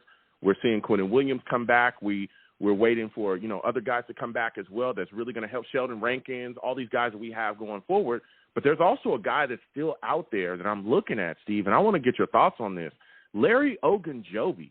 What are your thoughts about him, and what are your thoughts about the Jets not being able to ink a deal with him just yet? Is he a guy that you want to see with the Jets jersey on next season? Listen, I think right now the Jets are probably taking their time and they're really looking through the roster and seeing like, okay, do I want to have this player on my team? Do I want this? I would like to see him on the team, but the only question is that what kind of a contract is he going to be looking for? Like, is he going to be looking for a one-year deal, a multi-year deal? I mean, I do think Joe Douglas will get it done, but we'll see. Yeah, I'm hoping he does as well. And again, Ogunjobi's coming off that. He had a foot injury, had a surgery, and that fell physical versus the Bears. There's got to be something going on because he's still kind of floating out around there. And like you said, it probably depends on the contract, but I'm telling you, if the Jets can get him in the building, signing inked, this is a guy that brings a bit to the table for us, and it helps beef up our defensive line even more. He's also a guy that can put some pressure on the passer, had 7 sacks in his last season against the Bengals. He really helped that defensive line and that defense as well. So we'll see what happens going forward with him. Now, give me your thoughts about this, Steve. This is going to be my final question for you, man. You look at LaFleur right now. You look at Zach Wilson, right? We're hoping to see Zach Wilson take that step forward. Do you think that LaFleur's going to be able to get that same jump in production out of Zach Wilson that we saw the Bills coaching staff get out of Josh Allen? Is that something that you think LaFleur will be able to do? Well, the major thing that needs to happen is in this season this year is that Mike LaFleur needs to keep his butt in the booth, okay? Because when he went into the booth last year, the offense completely changed. That's the biggest thing. And and this is big for Zach Wilson to take a second-year leap because, listen, we saw what Josh Allen did with the Bills. And listen, I remembered when Josh Allen first came into the league, I called him a trash quarterback too, just like you did, Joe. But obviously, know what the Bills did. They built him the right way, and they put him in the right offensive system. Now, obviously, Josh Allen has a new coaching offensive system this year because now Brian Daboll's gone to the Giants now. But let me tell you, Mike LaFleur has to make a big leap this year for that spot. Because if Mike LaFleur can do that, then we can definitely see the Jets moving in the direction we need to see him do.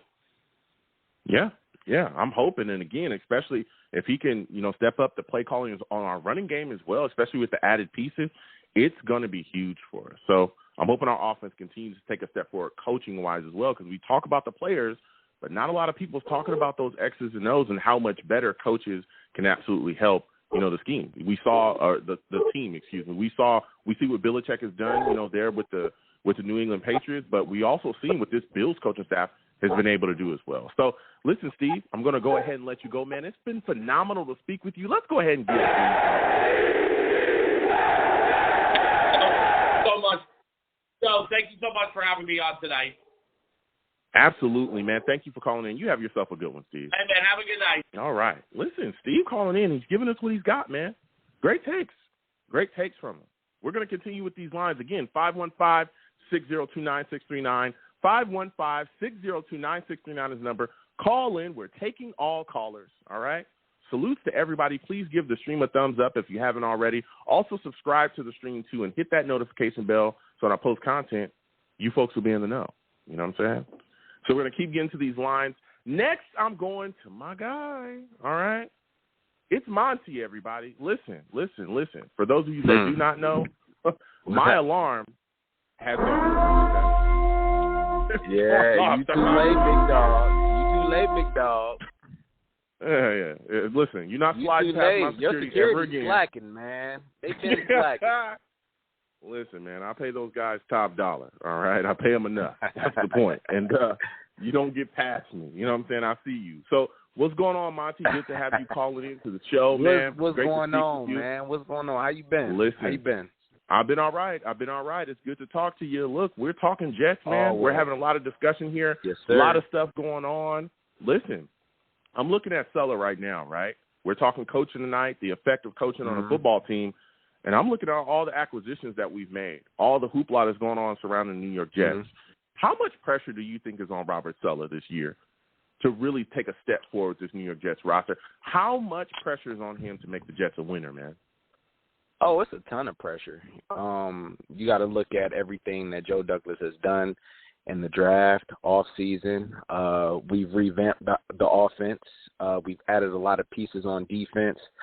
And I'm really, this is going to be for Saleh, for, Mike LaFleur. Like, this is a very, very big year for him. There's no excuses at all. Zach Wilson is in the second year. We want to see him take another leap. He has the adequate weapons around to be able to take that next leap. You have enough running backs to kind of take the pressure off of him. Offensively, I'm looking for a little bit of creativity. We just have too many pieces not to be creative, and if we want to, we can be very diverse. We have a good offensive line. We can run the ball. Like, it's so many things that we can do, and I feel like there's just a ton of pressure. I feel like Joe Douglas has done everything, and he's basically saying, "Here, everything is set up for you. Now it's time to eat." Mm-hmm. It's a ton of pressure on those guys, man, and hopefully they can get together. Hopefully, they're X's and O's guys, and they can scheme these guys wide open because, I'm looking at the roster, man. It's too much talent. At the receivers position, you got talent at the tight end position. You even got depth at the tight end position, which we haven't had in the last couple of years. And depth at the running back position, it's up to the coaches, man. Yeah, Yeah, and I'm not really worried about the players at this point. Yeah, and I'm glad, because I've been talking, and look, I'm not bashing anybody, nothing. I'm just saying I'm looking at the situation. You just talked about it. We added a lot of players this off season. There's Jets fans beating their chests left and right. We're all hyped, especially after the draft. Mm-hmm. This coaching staff does have pressure on them, especially, again, when you look at last year. I just talked about LaFleur. LaFleur, before he got to the booth, before LaFleur went to the booth, before Zach Wilson went down with that injury and LaFleur went to the booth, I was doing shows, dog. I was watching the game with y'all. And let me tell you, if you go back and listen to the audio, there were multiple fans calling in saying, fire LaFleur today, not tomorrow, Joe. And I said, whoa, wait a minute. But they said, no. They took over the show. I couldn't even talk. They muted my mic. They muted me. Right. I'm like, I'm trying to figure out what's going on. Right. It was just everybody was saying fire, fire, fire, right? But then Mike White comes in. We see the offense kind of turn around. He sticks to the boots, and, things got rolling. Now, coming into a second year with Zach Wilson, who everybody's like, this is the guy we're supposed to, be with. This offense has got to churn and burn. Not just, with Zach Wilson kind of stepping forward. Now, I'll talk to you about that in a second. But what about the running game here? The running game also has to take a step forward, too, because we're in a run-first offense. And that leads me to my question for you there, Monty. Do you think LaFleur will call a better running game this upcoming season? And do you think we'll see our running game progress and be better? Because last year I think we were ranked 27th in rushing in the league. That's unacceptable. That's unacceptable for what we have here. Give me your thoughts on it. If you're asking me to be honest, Joe, I just really don't know. That's the only unknown on this team is the coaching staff. I don't know what Mike LaFleur is going to do. He's a second year coordinator as well. So there's a lot of unknowns with him. So I don't know what we're going to get. I'm just hoping and praying that this guy has a clue and knows how to utilize the talent that we have, because the talent is of abundance right now, and everything is in place to where there's no excuses for Mike LaFleur to be able to take that next leap and get this offense, at least a top 15 offense. I'm not looking to be top 5 at this moment, but you have to be at least a top 15 offense, because it's just no excuses. You got receivers, you got running backs, you got a decent offensive line, you have tight ends, you have a gunslinging quarterback. It's the time is now. No excuses, man. If you can't get it done this year, if you can't at least move into that top 15, you don't deserve to be here. So there's a lot, Mike LaFleur is definitely on the hot seat this year. I mean, and to be honest, I gotta say Saleh's on the hot seat as well, because I don't care if you're a defensive coach, you can't. I don't care what's around you. You can't finish last, buddy. That's what we bring. No, you don't have to have all the talent in the world, but if you're a guru, if you're a wizard, I can't expect. I can't look at you and say, "Hey, it's okay with you being at the bottom half of the league." I've seen great coaches deal with less. So yeah. Look, I don't know, man. I'm concerned, but I'm optimistic. Yeah, I'm not here saying they're on a hot seat. That's not what I'm saying. I understand your take on it. I'm not here to say they're on a hot seat, but I am saying that you definitely want to see an increase in production. You want to see more of a step in the right direction. Absolutely. Progress. You know what I'm saying? Progress. So you want to see that's progress. Fair. That's totally fair, because you want to see the Jets take that next leap. Joe, hey, how I feel about Joe Douglas. I felt like he always sat on his hands. He didn't do a good job of surrounding the team with enough talent, but he finally cashed in all his chips and went all in. So I say Joe Douglas did his job. Now it's up to that coaching staff to really develop these players, which the Jets haven't really done in a very, very long time. Talent development. It's up to them, and it's up to them to have a good scheme. Because it doesn't make any sense to keep the same guys around if your scheme is trash. Yeah. And you can't get the most out of your players, man. Yeah, when you're talking about getting the most out of players and getting you guys in and getting, more production, Larry Ogunjobi and K'Wan Alexander have been two guys that have come into the building, not been able to sign these guys, right? K'Wan, I think, just came in twice. Larry Ogunjobi's coming into the building. He got away, you know. And again, maybe they get signed as I'm talking, okay? Because we're live. For those of you that don't know, we're live and we roll. Looking at the ticker now, see it. Okay, so what are your thoughts about these two guys, and are those two guys that you want to see become New York Jets? Larry Ogunjobi, yes, because I've been following Ogunjobi for a long time now. You know, Joe, I live in Cleveland, so I watch a lot of Browns games. And Larry Ogunjobi is like one of the most underrated defensive tackles probably in the league. The dude flashes on every single game that you see. So, you know, he had a big effect on the Browns defense when he was there. And, you know, last year he played his tail off with the Bengals, and that was a big loss when he got hurt in the playoffs.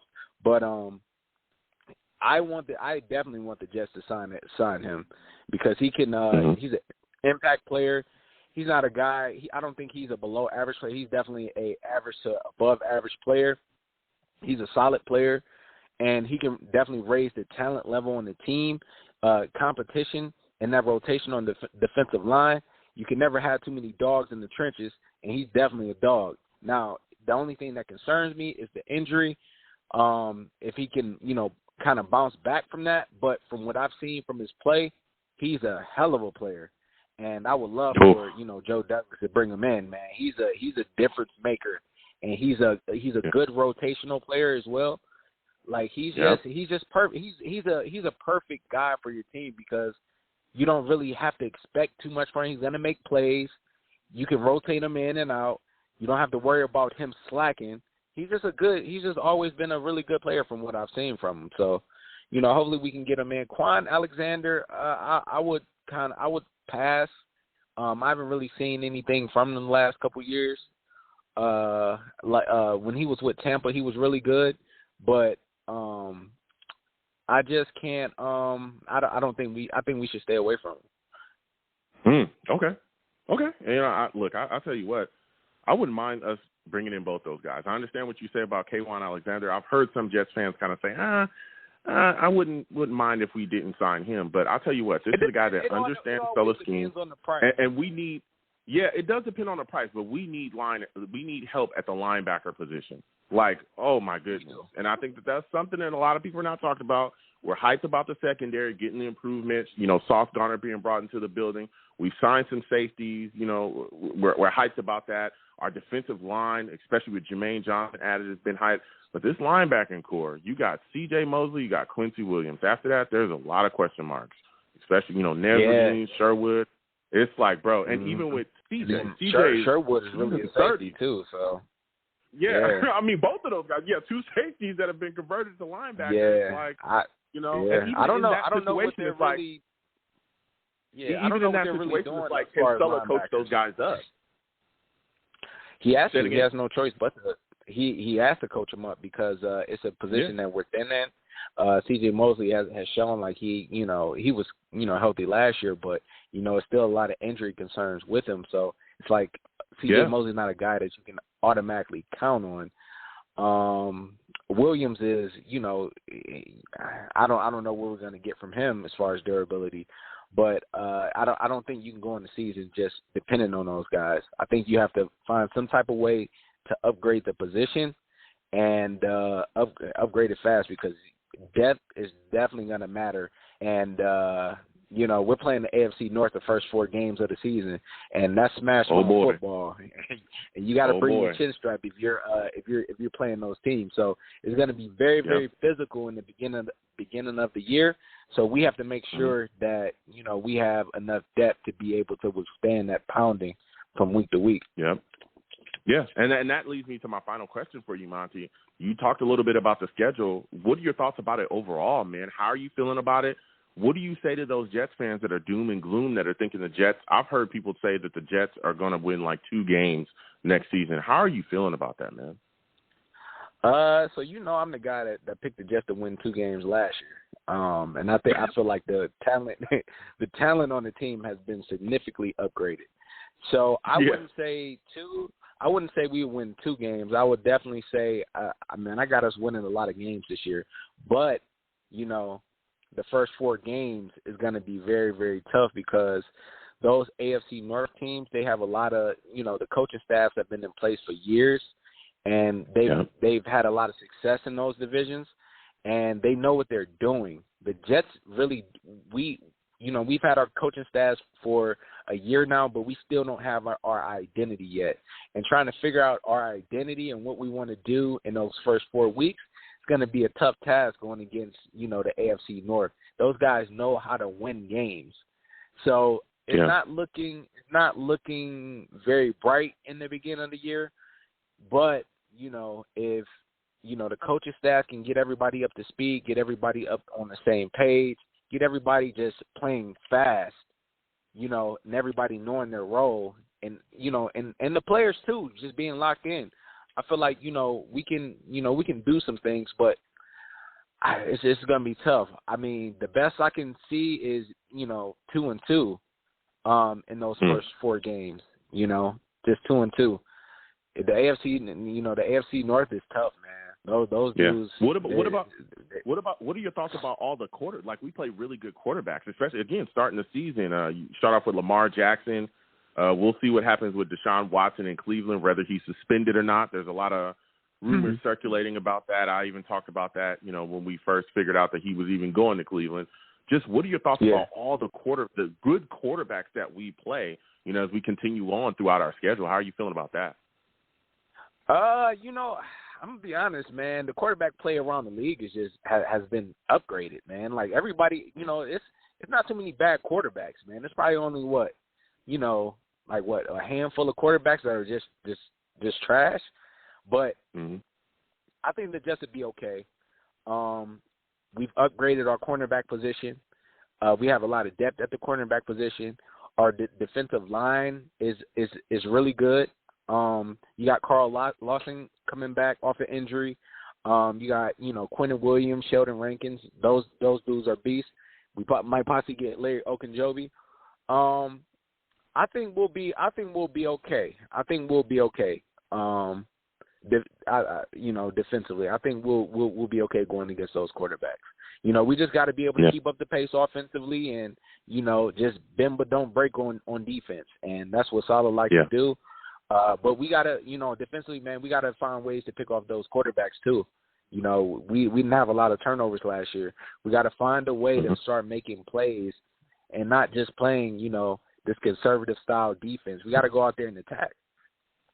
Yeah. So we force these quarterbacks to make. We got pass rushers.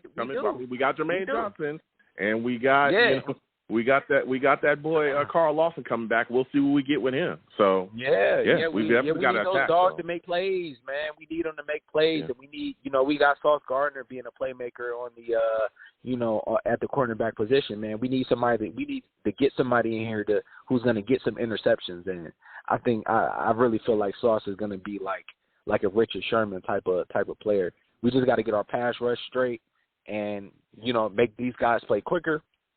And then we'll be okay. Yeah, I mean, I'll tell you what, that cornerback position is interesting. I know a lot of people are, pinning Sauce in, but I'm going to tell you like this. Bryce Hall is not just going to give up that spot, bro. He's not. He's not just going to give up that spot. And I could see a situation where Bryce is going to make it very tough. He ain't got no choice. Oh, okay. He ain't got no choice. No. Monty, listen, I know Sauce is your boy, but come on now, Monty. Come on now. Hold on. They Wait a minute. competition at every position. You know that.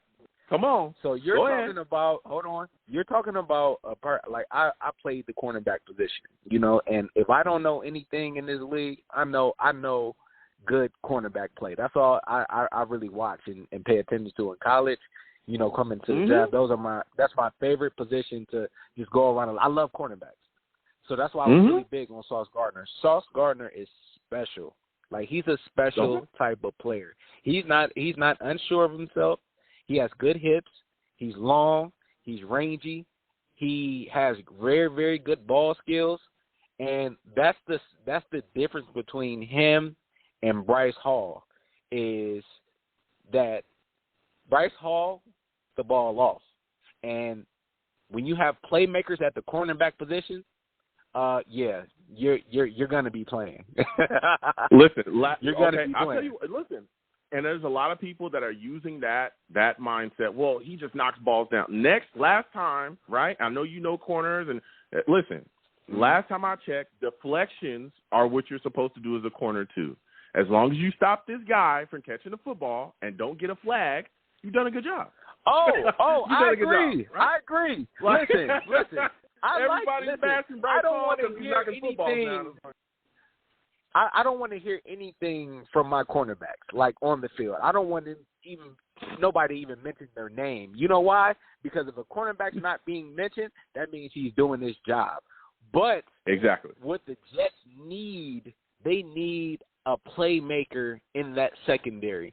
We've gone in that last 2 or 3 years, 4 or 5 years really, of not really getting any type of turnovers, man. It's time. We gotta get our pass rush right, and we gotta find some playmakers in that secondary who's gonna get interceptions, man, and help out our offense and give us more possessions.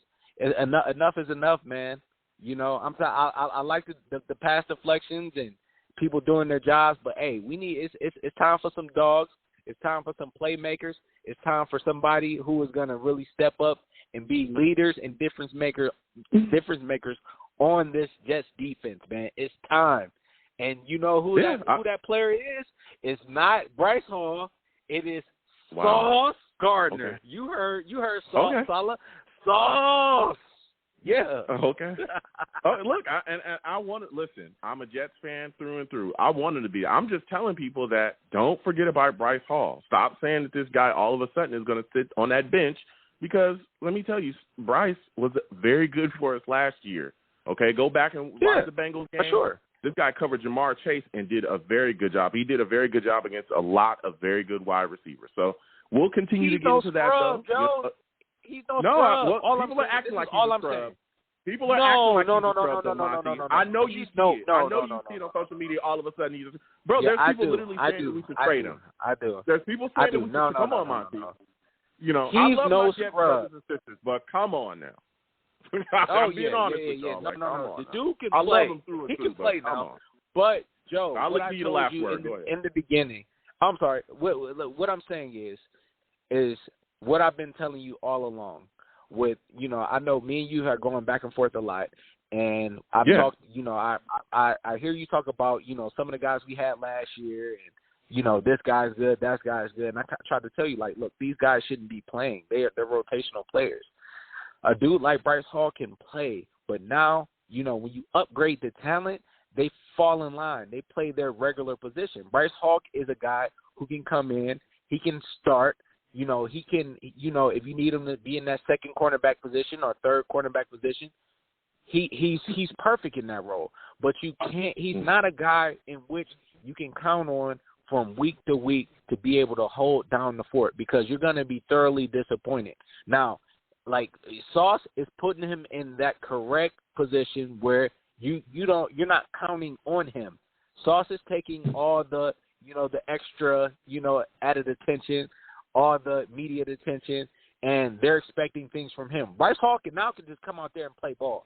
Play ball. We don't have to count on you to check Jamar Chase and all these top guys. Just make sure you do your job. When the ball gets thrown your way, you don't have to intercept it. You can have pass breakups now. It's fine. He did a phenomenal job, though. Here's the deal: everything you're talking about, though, Monty, he did a phenomenal job last year for us, week in and week out. Right? The other side, right? Everybody was talking about the other. Eccles and whoever was on the other side was the ones I just forgot his name, but Gundry. Eccles and Gundry was on the other side getting roasted. Roasted at times, especially Gundry was getting roasted. Yeah. But now, right? I listen, like I said, I love Sauce. I'm excited about him being here. I'm glad he's a Jet. But to just try to throw Bryce on that bench, he not going there willingly, dog. He ain't going there willingly, and I'm telling you right now. Hey man, he's getting his butt on that bench, and I'm ready to see it. Okay.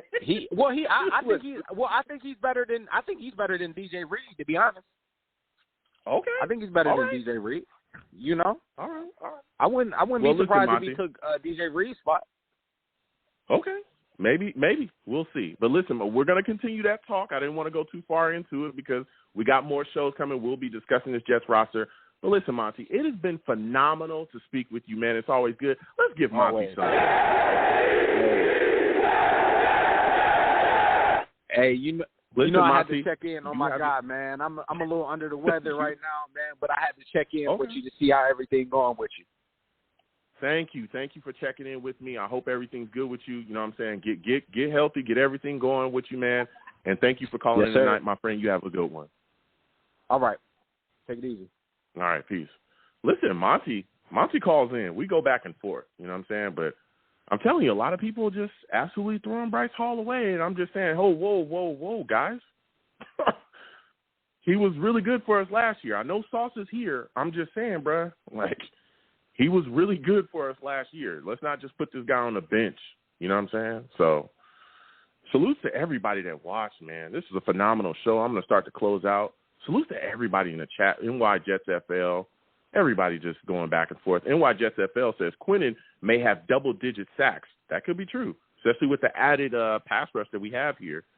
He's got to man up. That's another guy that has a big year upcoming too, Quinnen Williams. He's definitely looking to see him take a step forward. Salutes to Seeing Ghost. Seeing Ghost says we went from being terribly shallow at corner to being deep and talented. Enjoy this, Jets fans. Seeing Ghost is speaking the truth. That's one of the reasons why I'm kind of confused now why Jets fans are talking about getting rid of Bryce Hall. I don't understand it. But we'll continue to talk about that at upcoming shows. I'm going to close out because we're getting short on time. Listen, I'm the man of the people. I'm here for the people. Let me shamelessly promote my Facebook page. Everyone go on Facebook, search The Long Beach Joe Show. Like that page. My content's up there. Go ahead and give it a listen. Message me. I'll message you right back. I love going back and forth with folks about this football team. Also, leave me some feedback. I love hearing about what you folks think I do here on The Long Beach Joe Show. I'm also on Twitter as well, all right? Go on Twitter, search YoungJ000. Again, YoungJ000. All right, go ahead and follow me. I'll follow you right back. You want to troll me? No issues. I am the troll that lives under the bridge, and I will have my Vera Tucker jersey on at all times. At all times. Elijah Vera Tucker's phenomenal guard. One of the best in the league. Young. Fight on. All right? So go ahead and do that. You can also go to Twitter as well. The Long Beach Joe. That's the show's page. Please follow the show's page as well. Let's go back and forth. Talk football with me. Talk Jets. All right? You can also see the show live as well on YouTube. Go to YouTube. Search Long Beach Joe Jets. Long Beach Joe Jets on YouTube. All right? Go ahead and search that. Hit the subscription button. Hit the subscribe button. Subscribe. All right? And hit that notification bell so when I post content, you folks will be in the know. You want to troll me on that? Go ahead, hit those comments, and I'll troll you right back. And as always, people, when you see me in person, it is arms out, chest open, free hugs for everyone. Free hugs for everyone, okay? The hugs will cost you absolutely nothing. I want to thank everyone for calling in. Without you folks, I'm absolutely nothing. Thank you for calling in, listening to the show, and taking the time out of your day to go back and forth with me, right? Listen, you folks have a good one. Peace.